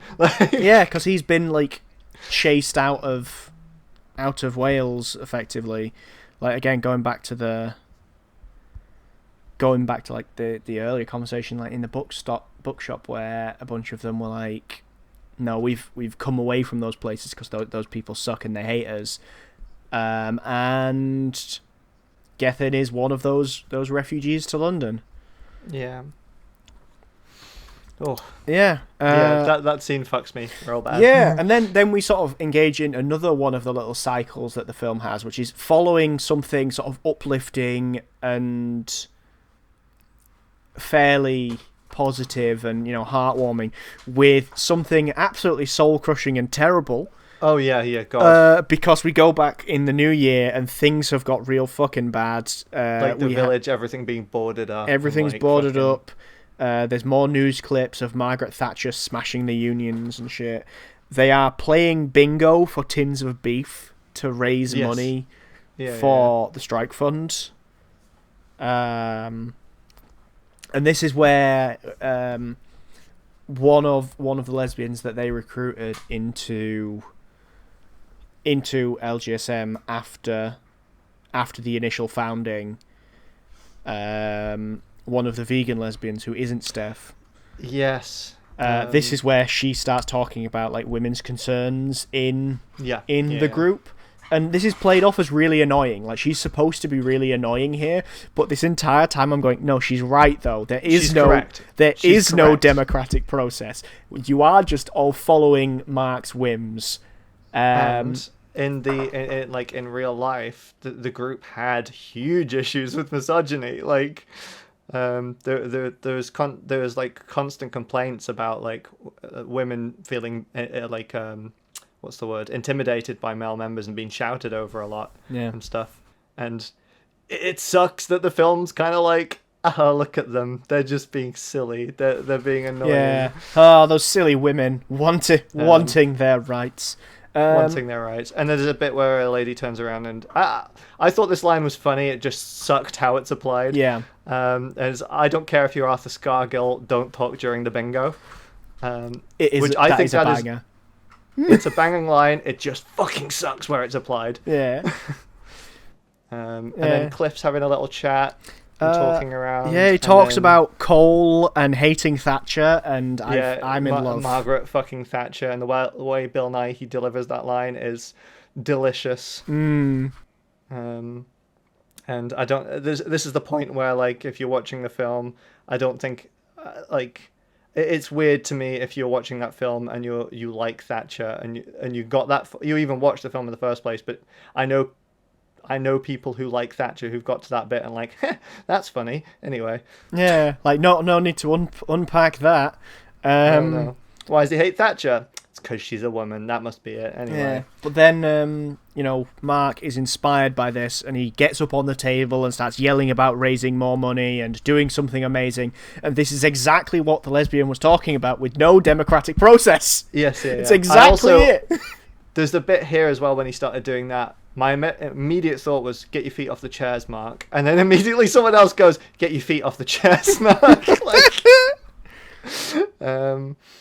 But yeah, and then, I mean, like, after he does that, like, there's a lady, I assume she's from the town, gets up and starts singing Bread and Roses. Yep.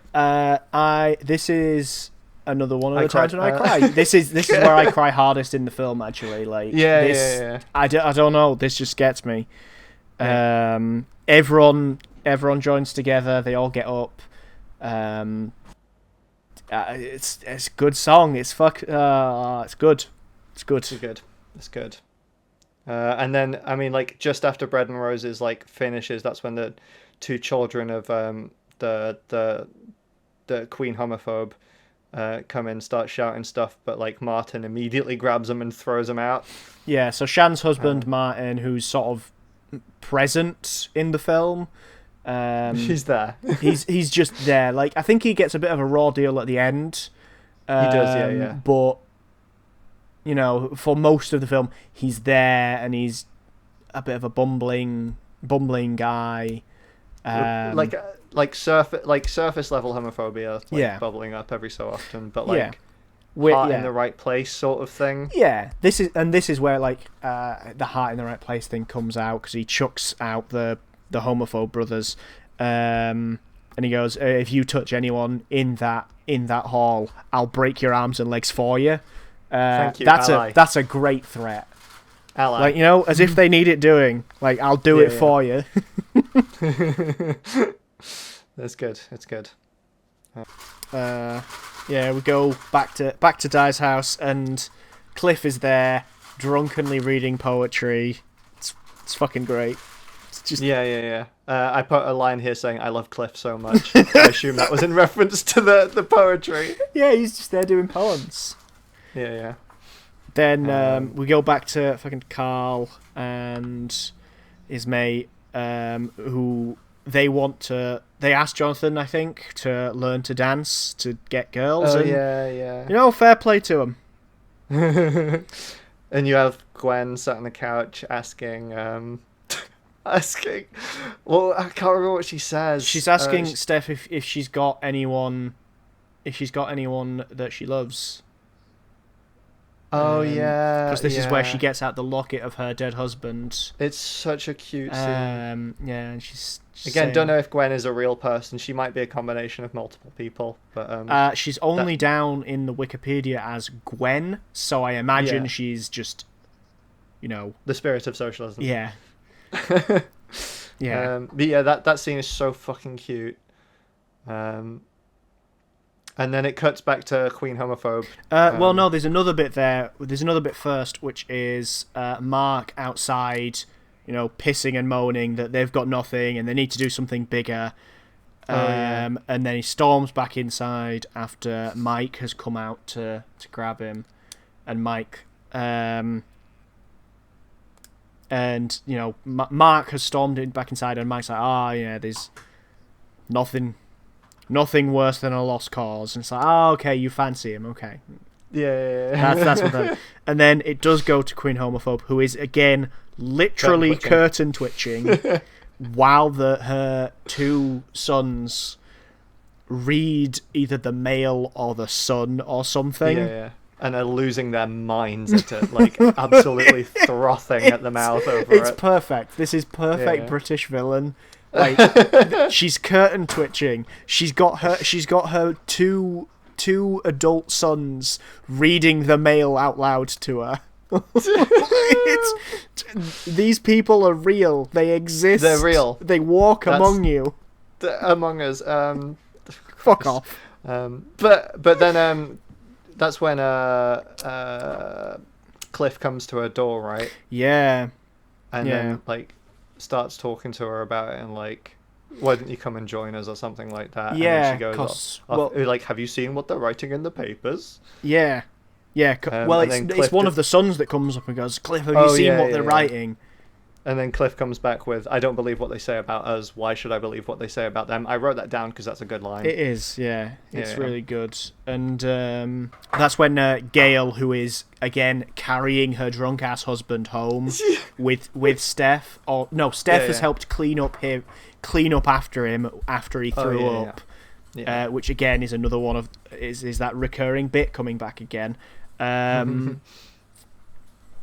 And she's sort of dragging her drunk husband down the street and goes, why don't you get that stick out your ass?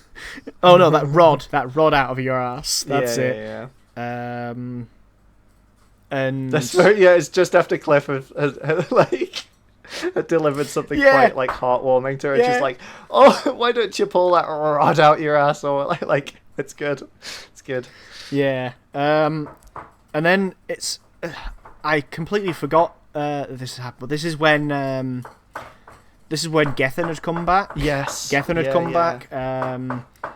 Because there's a weird bit about it at the house party where he's talking to Hafina, and he says, for 16 years my mum hasn't said a word to me, and she says, well, what have you said to her?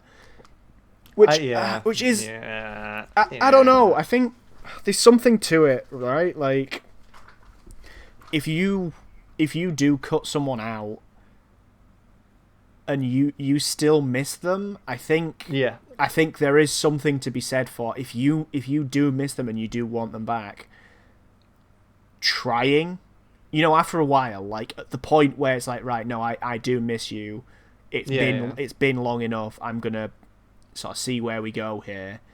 I think there is something there, but I get like people in that situation though. I totally understand why they choose not to like potentially reopen that wound. Yeah, no, absolutely. I don't know. I think the film presents it in a weird way, maybe. Well, I don't know. So I actually, the film's really weird about this because later on, when Gethin actually gets to his mum's, we don't actually see them talk. No. Their story is not part of the film. Yeah. Which I think he says hello, mum, and then they both start crying. Yeah. And then later on, when she comes back, you can sort of infer that it went well. Yeah. But later on, it cuts away as she walks through the door, as well. And I sort of like that. People's lives are bigger than this story. Like I like that, and I like how it handles that genuinely. But I do think that in this instance of, go and talk to your homophobe parents, I think that's handled a bit clumsily. Yeah, clumsily for sure. But yeah, like I say, I don't know. I do think there is still something to that. Yeah, I still think there's something to it, but my notes get a bit vague here. Mm-hmm. So I go direct. I pick something up that someone says about why the miners shouldn't accept the LGSM's money. and someone says it's the men. Yeah. That line, I didn't notice this. I mean, like last time I watched this was years ago, but I didn't realize this. They used the line "it's the men" quite a lot during this film to excuse homophobia. Yeah. I just thought it was interesting that I know Queen Homophobe says it. I know one of the union heads of that branch says it. Well, that sort of the thing is like, it's always someone else, isn't it? It's always someone else. I like them, but you know. Yeah. This is when the Queen Homophobe like leaks the support from LGSM to the press. Yeah. It's also when Bromley gets suspended from college for not going because he's going and doing slightly less gay things than Baking College. Yes, yeah. Because this is when the man from the coal board turns up to talk to Di and say it's about dignity. Yeah. It's not about the money that they're giving us, it's about the dignity. Yeah. And then we're being made fun of, and therefore we should capitulate immediately. Yeah, absolutely. Because this leads to a great scene with Hafina sort of storming around the town until she gets like Queen Homophobe and her two little cronies who we've never really seen before. That's the line where she says it's the men the first time, I think. Yeah. But one of her friends busts out that won't someone think of the children, and Hafina just fucking lays into her. It's great. Yeah, it's good. I think I know why I stopped writing notes, and it's because I was so fucking exhausted because the film is tiring to watch sometimes. Yeah. But then this gets into like the bookshop. Then immediately gets like firebombed. Oh yeah. And Mark again being the only one who ever has any ideas in the group, as it presumably was in history. Gets hold of the front page, which is like Pits and Perverts. Yeah. And says that we take it and own it. Mark's just got the idea for the Pits and Perverts ball, and then we have a montage of them organising this. Yes, yeah. So it's flicks between London and Wales. In Wales, the Women's Committee are coming over to London to help out.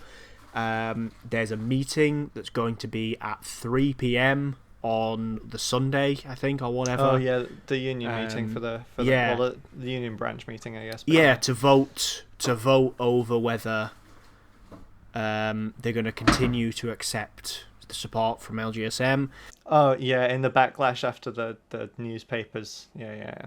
And then I'm remembering.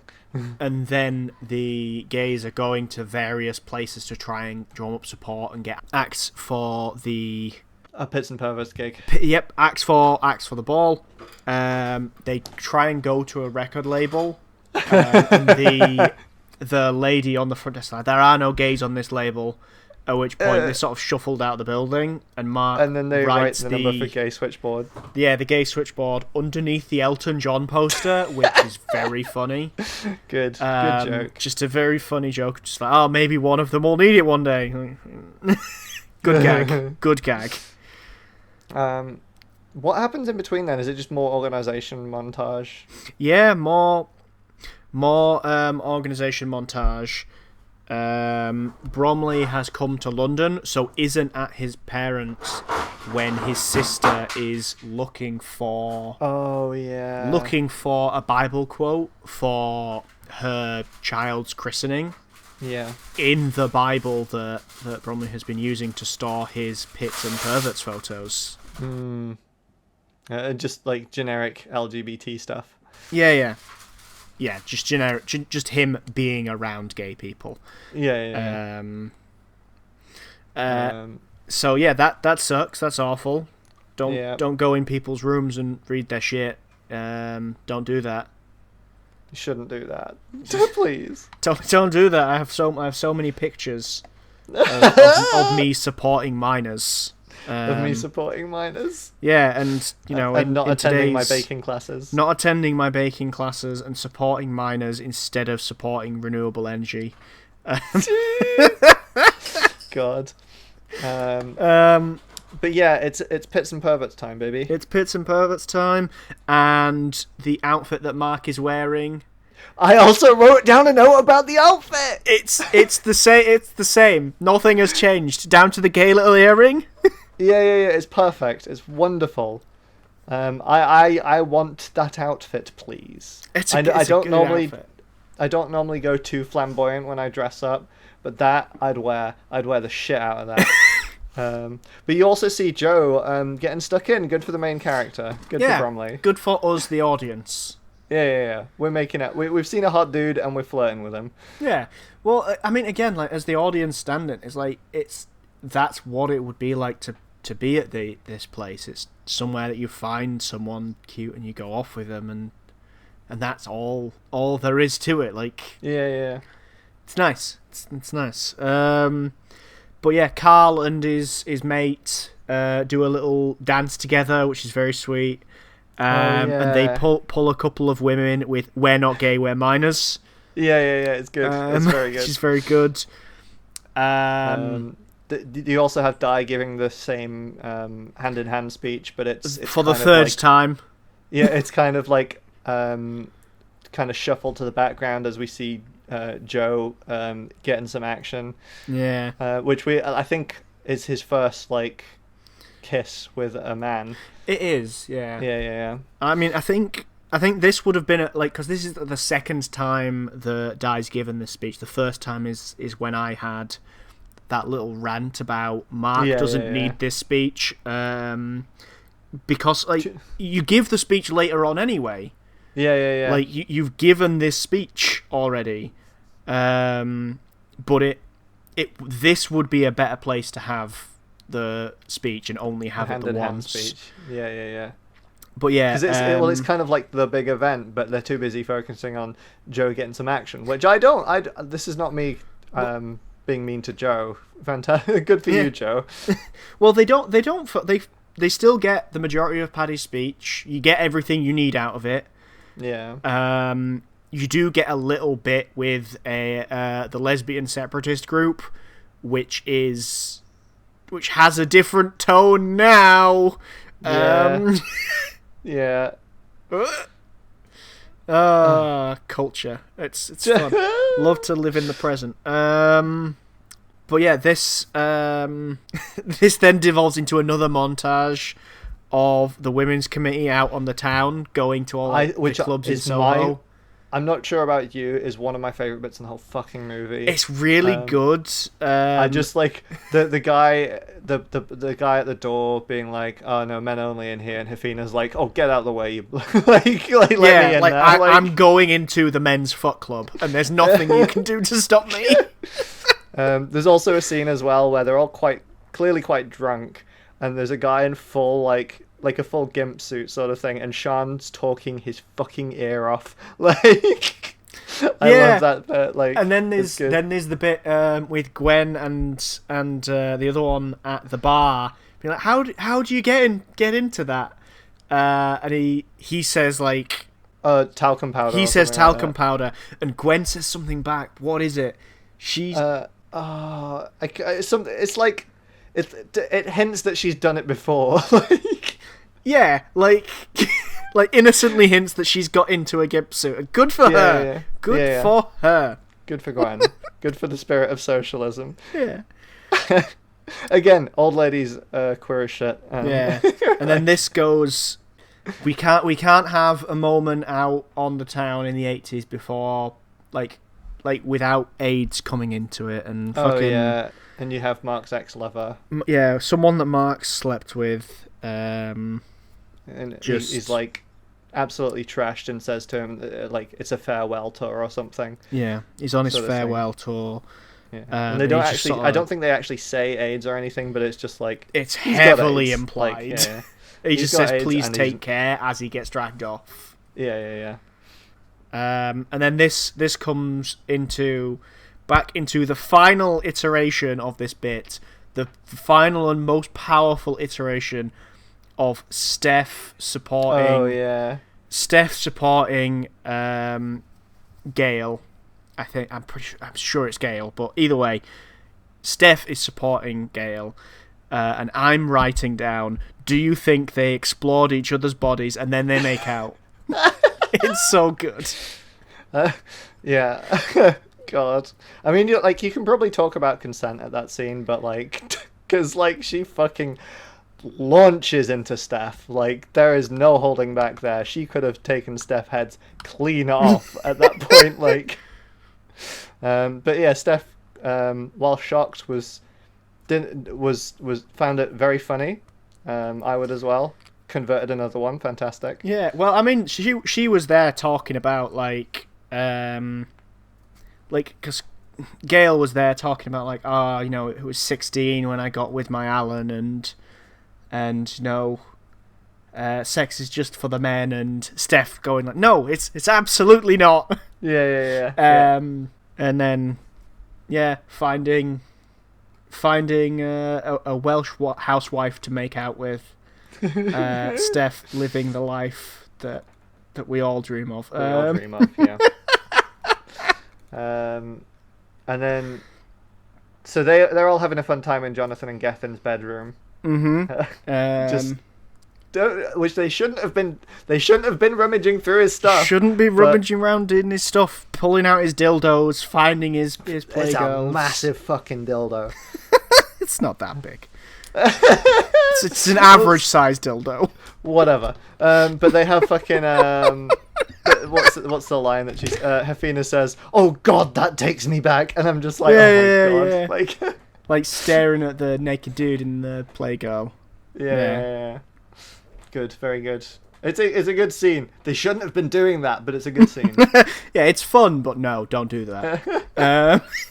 And then again, this film immediately needs to take the high that you've got and ruin it.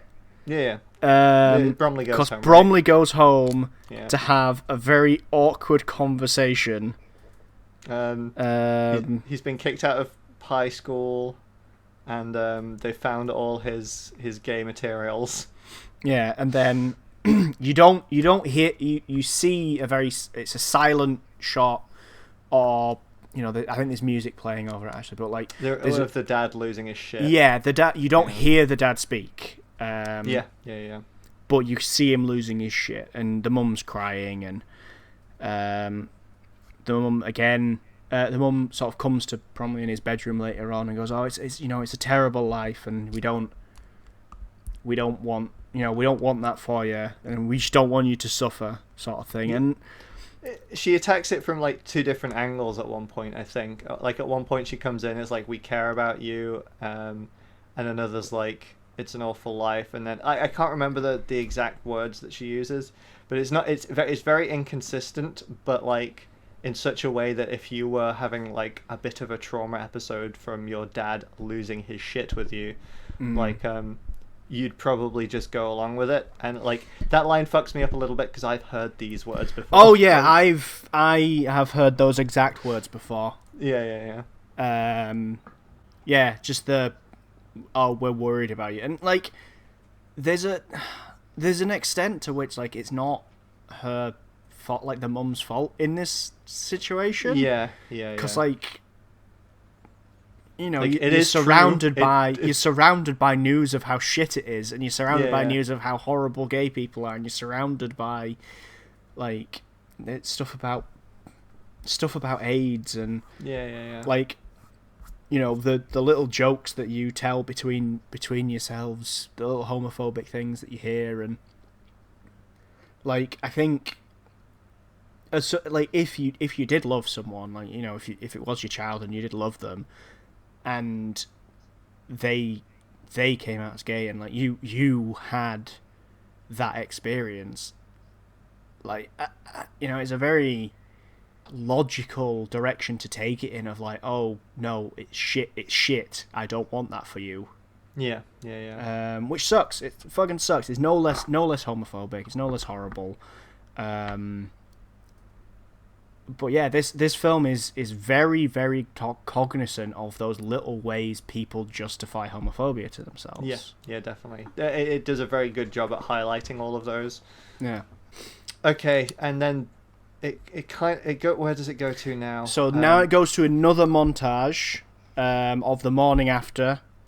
Yes. Everyone's super on edge, especially Cliff and husband Martin, Yes. because they've brought the meeting forward 3 hours. Yeah. To I wrote here midday. in my notes, love union politics. Yeah. They can't do that. They can't do that. I mean, they could, but they can't. Yeah. So yeah. Oh but, no! like, This is where we get the "It's a Terrible Life" speech. It's not straight after It's not straight after, shouting "Dad." It's now. It's part of this like little montage where it breaks everything up. This is where that happens. But yeah, Cliff stands up to try and talk to the committee. Oh god. Yeah. And he just sort of.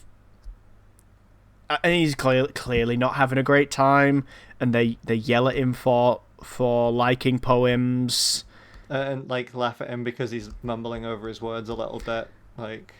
Yeah, and Which it sucks. That's another scene where I tear up a little bit as well. Yeah, I'm no, just like, 'cause- don't hurt. First of all, don't hurt my favorite character in the movie. don't you touch him.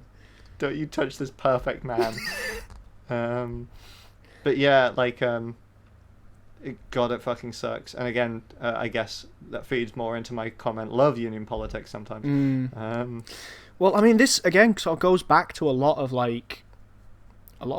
Cliff's character, like generally, like he's clearly sort of involved in the union to some degree. Like well I think he's known the and secretary somewhat in the- respected, and like the branch secretary. Yeah. But like has in the clearly movie. had to put up with this shit. And like that shit sets him off, which is why like you get a lot of like the little hints that Cliff is gay throughout this film. Like the way he behaves all sort of comes into focus around this scene for me. Yeah. Because yeah, like sure. this is a lot of like my own personal baggage with shit. It's not about necessarily being picked on for your sexuality or your gender or whatever. It's having been picked on for what you like and what you enjoy, and not trying not to show anything else that someone Absolutely. can pick on. Yeah. Because they already have enough. They already have enough. Yeah. God.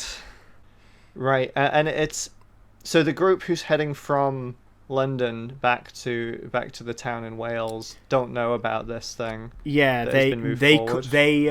they couldn't be reached because they were already on the road, and this is Yeah, the days yeah. before Facebook. People were just living in the moment, and it led to horrible travesties such as this, which is why I say thank you, Tim Apple and Mark Zuckerberg. This episode's been sponsored by Meta.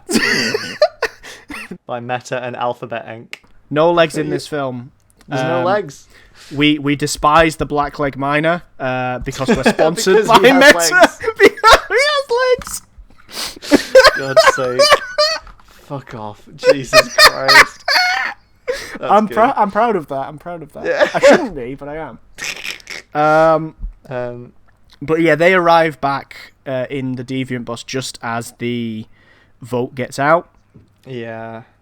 and Cliff is clearly still ashamed of himself, which is where we get to Hefina talking to Maureen. Queen Homophobe, who starts talking about articles. I've got articles. I've seen articles. I've read articles. Yeah. So fuck off. And this is where Cliff turns around and reveals that, like, he's her dead husband's brother. Yeah. And she's been sort of using her dead husband as like, oh, my husband would never have stood for this. And he sort of, this is where he reveals, oh, I'm his brother, and he never would have wanted this, and sort of he shames her. Yeah. But obviously it's too late for that. And we also get, I think, Di talking to Mark Ashton here. Yes, there's a line here. Don't that I give it wrote all down. to the fight. Yeah, that's it. It's just like, fucking hell. Save some for home.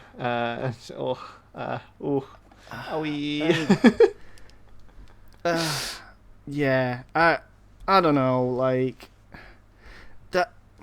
that's sort of the fucking thing. Like, this line is good and correct, but doesn't sit Yes. right with me. Yeah, for sure. Because, like, the problem most people have isn't that they're giving it all to the fight. The problem is that, like, people give it all to the fight because most people aren't giving anything. Yeah. So, like, someone has to make up the numbers.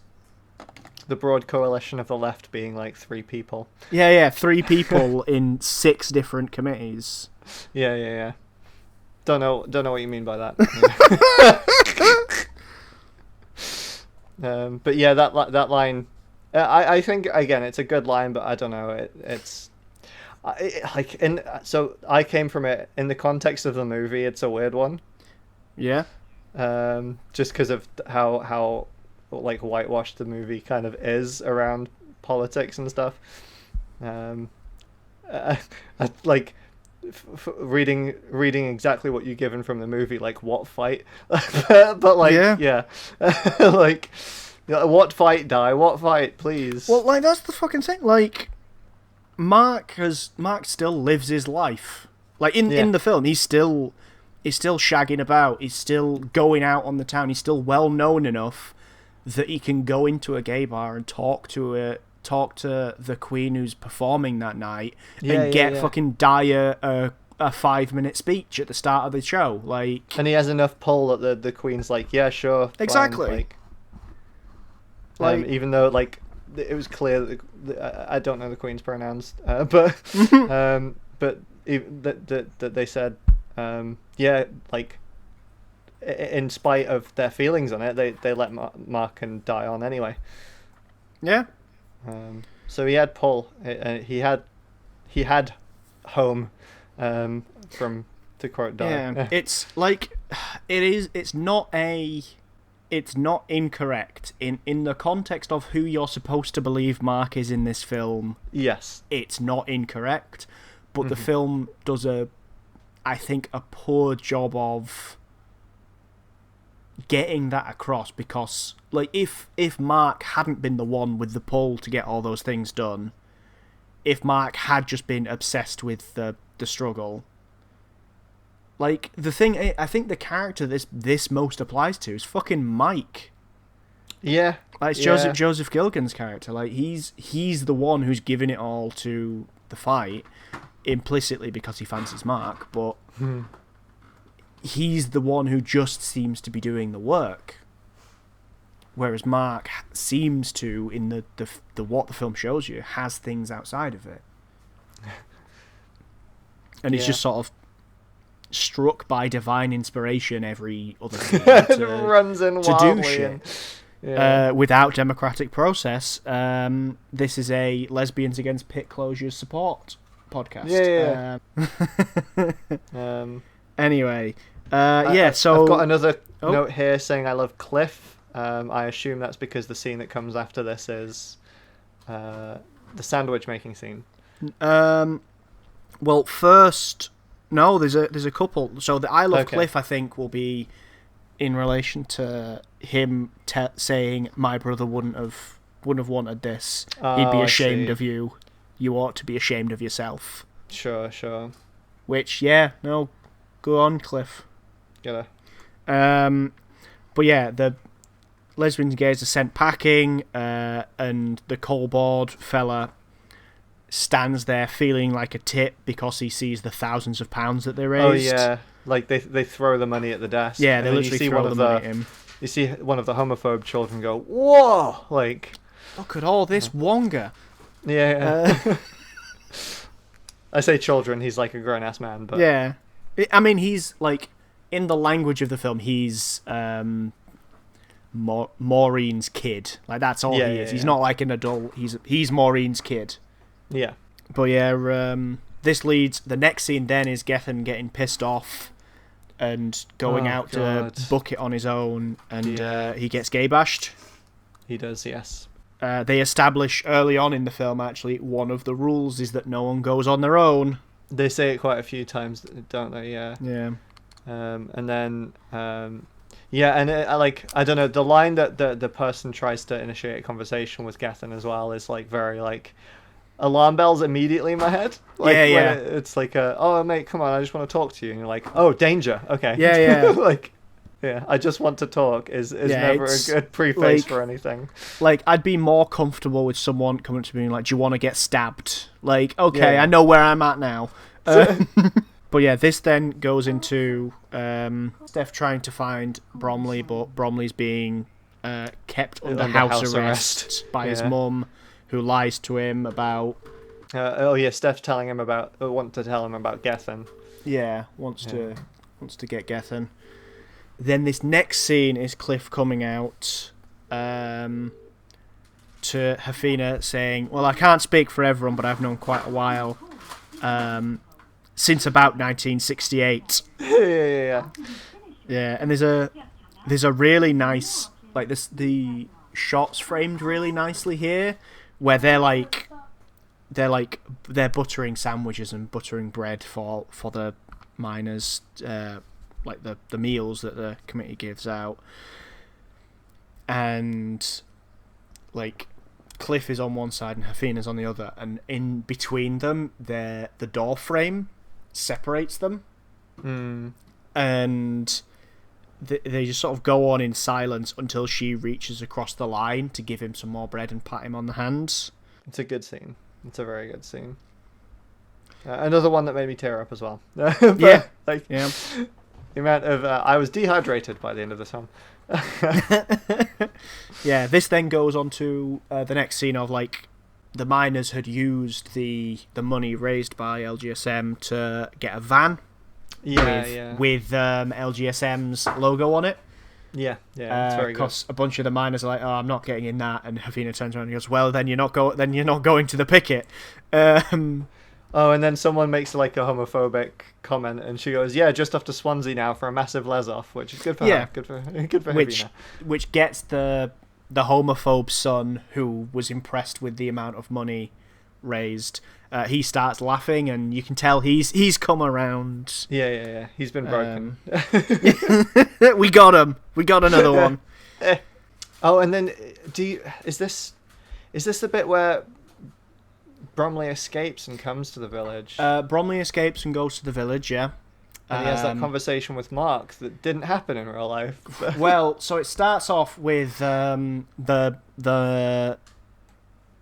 there's a little bit of the newscast of the National Union of Mine Workers had Yes, voted to they've- go back to work, which is when Bromley leaves. He's like, right, well, I've got to go back and support them. And they get marched off to the miners are going down the street with a marching band, the brass band playing them off, and I'm tearing up now thinking about it, because it's very good, very good scene. That like community celebration of struggle is like heartbreaking. Yeah, I mean, like, they've definitely put over like a color muting filter over that whole scene, because everything is very grey. Like, yeah, well, yeah. just to really drive the point home, everyone feels sad, and understandably. But like, yeah, they march off. Yeah, they march off. Cliff sees Bromley and gives him a wave. Yeah. And I think they clap him a bit, don't they? Or They something? do, yeah. Yeah. But yeah, then this is the conversation between Mark and Joe. Yeah. Bromley, Which where- didn't happen. Didn't happen. But like the tone of this yelling is really weird, because It is Mark's yelling at Bromley about like, just sneaking off and not talking to him and not owning up to what you've done, and like he'd literally just done the same thing to LGSM. Like that's what he did. Yeah. He just yeah. when the miners stopped when the miners stopped accepting support, he storms off, and Yes. because Mike's yelling after him, "Where you going?" And he's like, "Oh, fuck off and get your own ideas for once." Yeah. Which, again, there's no democratic process. You can't be a tyrant and pissed off at the people that you're tyranting over. Mark. Fictional Mark. Fictional Mark. Well, he said, what's a line he said? He says to Bromsey, "There's like, have some pride, life is short," and then gives him a "I'm discreetly out," or discreetly gay. I'm discreetly gay with the pink triangle. I don't know. That scene is odd. That scene is odd, but it feels like Mark's sort of yelling at himself there almost. Yeah. It's And as I say, weird. Well, I mean, like, as like the self-insert character is there to put us in the situation where certain conversations were had, but I guess in a situation where the movie writers wanted us to know that Mark was having this conversation with himself, then maybe Joe would be a good insert to there. shout at the audience. Yeah. But yeah, this is where he finds out about Gethin, and Shan drives him straight there. Because Gethin is still in hospital at this point because he got gay bashed real good. Yeah. Or real bad, I suppose.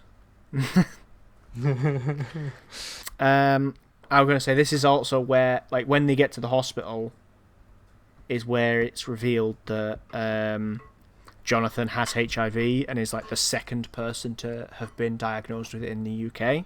Yeah. I don't think we said Jonathan is a real person as well. Jonathan is a real person who is still alive at time Still of recording. Going. Yeah. Like, fucking good for him. I know, truly wild. Like, it's the grass. Sorry, like, it's the grass. His picture on Wikipedia, he does have a silly little soul patch, but I'm gonna forgive him. We'll forgive him. He gets that one. He did the sexy dance. It's fine. He knows the lyrics to "Tainted Love" and screamed them at the start of the film. It's all good. and after that, like, Sean drops Bromley back off at the little garden party. That's afterwards. Yeah. That's afterwards, because first Jonathan has to inspire Shan to go do something with her life, of course. which foreshadows her doing the most important thing you can do, which is join the Labour Party. Of course, yeah. Become a Labour Party councillor. Become a Labour Party MP. Fuck's sake. I wonder how that's going anyway. She's presumably fine. Again, not looking her up. Her name is not highlighted by Shinigami eyes, so that can only be good. I'm not talking about it. I'm not talking about New Labour. I'm not doing it. That's fine. It doesn't exist. It's not real in this movie. But yeah, this is then when we get that bit I talked about earlier, where Gethin's mum walks in, and then it cuts to Shan taking Joe to the christening. Yeah, and they're having a lovely little conservative garden party. And he turns up in the big gay van. The fucking gay turns up. Yeah, and I like that the one line in the film that the dad gets audibly is as he's walking off, he calls his name after him. Oh yeah. Like, that's the only time that is the only thing you can says. Make out that he says, yeah. Like, you get a little bit of a hint of his voice when he's yelling at him earlier, but this is the only time in the film he's, like, audible. Yeah. Wild. I quite liked. And as an aside, the dad looked like someone who would be a member of British Union and Fascists. Anyway. He just had that look, It's the moustache, I think. Yeah. But then he goes. Joe Bromley goes to a pub where there's already a pint waiting for him with Steph, and he has a look. Like, before he sits down, he has a look around the bar, and there's a kid who looks exactly like him at the start of the film, very nervously just sat on his own at a table. And baby, that's poetry. That's who he used to be, but now he's confident. Now you've grown up, audience. Yeah. You've Yeah. changed. You've changed from the beginning of the film. Reflect on where you've come from. But he moves in with Steph, and they sew red flags for Pride. And again, we're not gonna talk about Why are they sewing red why flags? are they Why sewing red flags. There's also a line that was in there to irritate me and me only. Is that, like, this whole time watching the movie, I'm just like, Joe's the self-insert character, and that is fine. They need a way to tell the audience a story through a character that they can hook onto. That being said, just being like fully aware that he's a an audience insert character, when they delivered the line, "I'm glad you came, Bromley. It wouldn't have been the same without you." I get like unreasonably like mad. I don't know why. Oh dear. Thank you, audience, for being here. We love that. And then Mark stands outside and delivers the only line that has stuck in my head since the first time I saw this movie. And because of the way it's delivered, and he goes, he's speaking through the megaphone and says, I've been told that there are homosexualists on the premises. and since I've seen this film in 2014, that's the only way that I want anyone to refer to homosexuality as homosexualists, in that exact voice as well. Dear. That's good, yeah. And then like they go back inside and they're doing some organizing for the Pride March and stuff. And then someone says something. What was it? Mark says, "Oh look, Bromley's getting involved and stuff." And then Joe comes out with, "Just for future reference, my name's Joe." I'm like, oh. And everyone goes, "You tell him, Bromley." You tell him, Bromley. Thanks for being there, Bromley. And in my notes, I'm just chanting Bromley, Bromley, Bromley. They started. They chanted. Yeah. But then we get to Pride, and my notes say it's totally alien to me. It's so DIY. There's no like corporations anywhere, and then one of the like organizers comes up and says, "Oh, there's no politics." It's like, lol. Okay, there it is. There it is. And then the miners turn up. And Gwen turns up. The first thing she says is, "Where are my lesbians?" Where are my lesbians? Yeah. And she gives the, "I made you cucumber sandwiches, but they're vegan because I use stork instead of butter." Yeah. It's so good. It's good. It's the Thank you, Gwen. perfect Nan move. Yeah. I love her so much. And then the big reveal. The big reveal of the moment. The organizer comes back and goes, "Oh, you know, I have to tell them, oh, you've got to go to the back with all your other politics stuff." Turns around and says, "Oh, there's too many of you. You'll have to march at the front." Yeah. And they're like, "Too many of us? What do you mean?" And then you see all the miners coming out of their big Greyhound buses. and I start crying again. I'm crying. They're reading out all the different lodge names. They're getting out all the fucking banners. And one of the homophobe twins is there. Like, shot lingers on them getting out.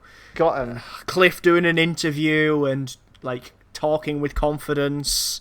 Oh yeah, and what's the lady say to him? It was like, "It must have been weird, a load of gays turning up to your village or something." And he was like, "Why would that be weird?" And then gives like an eyebrow. Yeah, he does the Bill Nye eyebrow. It's like, baby. And then they march down past the Houses of Parliament, and you see all the Union banners, and we get a little like, "Where are they now?" Yeah. thing with like the characters who were real. And it also includes a bit about the fucking Labour Party enshrining LGBT A year after rights. the strike ended, a motion was tabled at the Labour Party conference to enshrine gay and lesbian rights into the party's manifesto, and I wrote next to that, "Whoa, neat, I wonder how that's going." Yeah. Jesus fucking Christ, this bit. Yeah. It's such like it's I don't know, like the ending of this film is not going to be upbeat at all. Like it cannot be, because you know what happens. Like, and like it says that like Sian went on to join the Labour Party and be a councillor and then an MP yeah, in the 2005. first female MP for Swansea East, which Yeah. no, fair play to her. That's all right. Yeah. And then it goes on to Mark and stuff, and then says Mark continued to fight for political and civil rights causes. You're like, what political and civil rights causes? Please, for the love of Christ. But yeah. then like says like he died of HIV literally the next year. Yeah. Like it's a stinger. Like it's again like the movie. No matter how much they tried to like show like Mark being carried and like smiling and the sun shining in everyone's faces and like everyone happy and stuff, but it's a brutal fucking ending. Like It is. It's absolutely brutal, and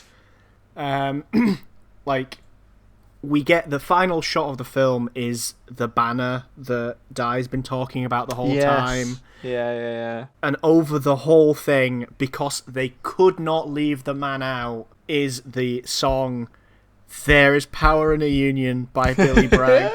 They couldn't leave him out of it. They can't.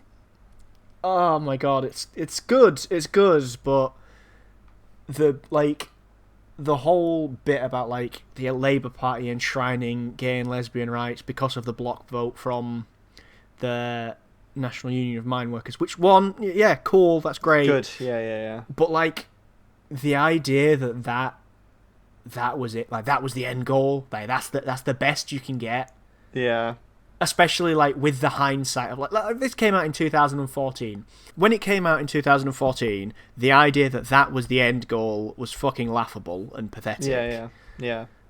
Now, Well, it's genuinely almost like a parody, because like 2016 is where all the trans stuff started kicking off. Yeah. Like the idea that support from a major political party is the be all end all, and that's what you need. Not only is that sort of fucking, not only is that laughable at the time, but like with hindsight of what the last 7 years have been like, after the trans stuff all kicked off, to bring this back, all kicked off because Theresa May, Prime Minister at the time, wanted a quick and easy LGBT rights win and wanted to reform the Gender Recognition Act. Yeah. No one had asked her to do this, really. It wasn't like a major priority because our healthcare in this country is fucking shite. Like, we were focused on other stuff. This was a cool, this is nice, I guess. Yeah. Whatever. A treat. But as well as that, in Scotland, all the major political parties supported this. The Labour Party supported it, and then it's all come undone. So the idea that getting a major political party on side with your cause is the end goal is just like, it's sick. It's sick to portray it that way. Like if you were to come out, if you were to sort of make that point now, it would genuinely be a horrible. You'd get called a nonce on Twitter. I'd call you a nonce on Twitter. Yeah, like at the time I can sort of forgive it. It's laughable and it's liberal in its outlook, but that's the ideology of this film, despite being about trade unionists, communists, working class revolution, working class organisation and solidarity. It's a very liberal in its outlook film, and you can sort of forgive that. But like with 6 fucking years, like with 9 years of hindsight. Oh Christ, from this film coming out, it's a sick joke. Like genuinely, it is. Yeah, it is. Yeah, no, like fuck. I mean, I was just thinking about 2014. When was it that gay marriage became a thing? That was 2015, wasn't it? England and Wales since March 2014. Okay, wow. So yeah, like, so they might not have been aware of same-sex marriage going on. I mean, like, they probably heard it being discussed, but yeah. So like, controversy. I want to read the controversy section of Wikipedia. Yes, please. Because it's valid. exactly what you'd fucking expect. Yeah. So in the UK, it was given a 15 certificate for occasional strong language and 2 scenes of a sexual nature, including the scene where men are wearing bondage clothing. So Doing nothing as well. Doing nothing. Being talked at by Sean and Habina. being talked at by old women. Um, And where the characters find the pornographic magazine in the bedroom. which you don't see anything. It's just a buff dude. But like, I think You he's wearing do see the undies. dildo, but like, You see the Come dildo, on. but like that's nothing. like that, yeah, that's not. Come on, babies. Yeah, so like there was the controversy here was that it was specifically applied due to it being gay, which I find it hard to argue with that. Yeah. And then in January 15, it was reported that the cover of the US DVD release made no Yes! mention of the gay content. I was on Twitter, not Twitter, sorry. I was on Tumblr at the time of this discourse, and it was happening, and like a load of Americans were like, a load of Brits are telling us to watch this movie, but there's nothing gay on the front of it, and then a load of Brits posting the DVD cover that they have here, and they're like, whoa! And I remember that happening. I was there at that part of history. Yeah, fuck. And then the other one in the controversy section is one that we've got het up about, which is the absence of any mention of Mark Ashton's communist belief in the film, despite his position as leader of the youth branch of the Communist Party of Great Britain. Yeah, the YCL. Has become a point of contention for his surviving friends. Yeah. And someone said the film glossed over Mark's politics. Glossed over, I think, is an understatement. I think actively buried at some point. Yeah, like I think that's the thing about this film. Like none of the characters were explicitly political. They were all just unaligned nice. Yeah. Like they were all just sort of doing something out of the goodness of their hearts for other people.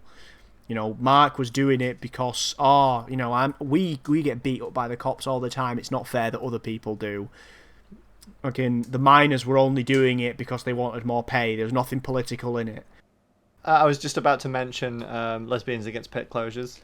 It's not actually mentioned in the controversies of the movie Wikipedia page, but if you go into the Lesbians Against Pit Closure Wikipedia page, it talks about how the group formed and why it formed, where the men in meetings were generally like... what they say is, were generally like men in most meetings, and issues of lesbian-only organisations were discussed. They were snorted with derision, and quite often were talked over and intimidated by the gay men who made up most of the LGSM membership.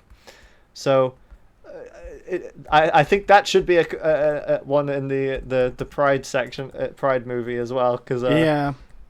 woof, especially with the movie just absolutely like making it a point of like humor, like that they wanted to form a splinter group. Like, it sucks, real sucks. Yeah. But yeah, I mean, I think that's probably a good point to wrap it up. Yeah. The only thing that I want to add is that obviously this was an organisation, like Lesbians and Gays Support the Miners was an organisation that existed. They did some really cool stuff to support people who were roundly demonised by the British media, and there's a sort of spiritual successor to them in Lesbians and Gays Support the Migrants, which through fundraising and direct action stand in solidarity with migrants and refugees. So if you want something to get involved with, you could do worse than Lesbians and Gays Support the Migrants. Very cool. I mean, like, especially at the moment with like ongoing wars and also currently happening climate catastrophes, there is going to be a lot of people seeking refuge. Yeah, I think they are an incredibly London-based organisation, though. So as like with most of them. that's That's British politics, baby. Yeah. British leftism. There will almost definitely be analogues in your local area, though, whether or not they're the actual lesbians, gays support the migrants. I just felt that they were the relevant organisation to mention as a inspired successor. Thank you for listening to this very long episode of Unions in the UK. It came out of us being very busy and wanting to do something a little bit easier, and it turns out that this is the most the most labor intensive episode yet. But that's fine. We did it. Congratulations. I still have to edit this. Not looking forward to it. But thank you for watching again. We have socials. You can find us on Twitter at Unions in the UK. You can also find us on YouTube and Spotify, which you are probably already listening to us on. But we're just Unions in the UK on all of those. We also have an email if you want to drop us an email. I haven't actually checked it in a while. But we are just unionsintheuk@gmail.com. The music used at the start and end of this episode was Solidarity Forever by Pete Seeger, not the usual intellectual darkwave, although we will still be using that going forward. But yes, just give a shout out to intellectual darkwave, I guess. And Pete Seeger, how you doing, buddy?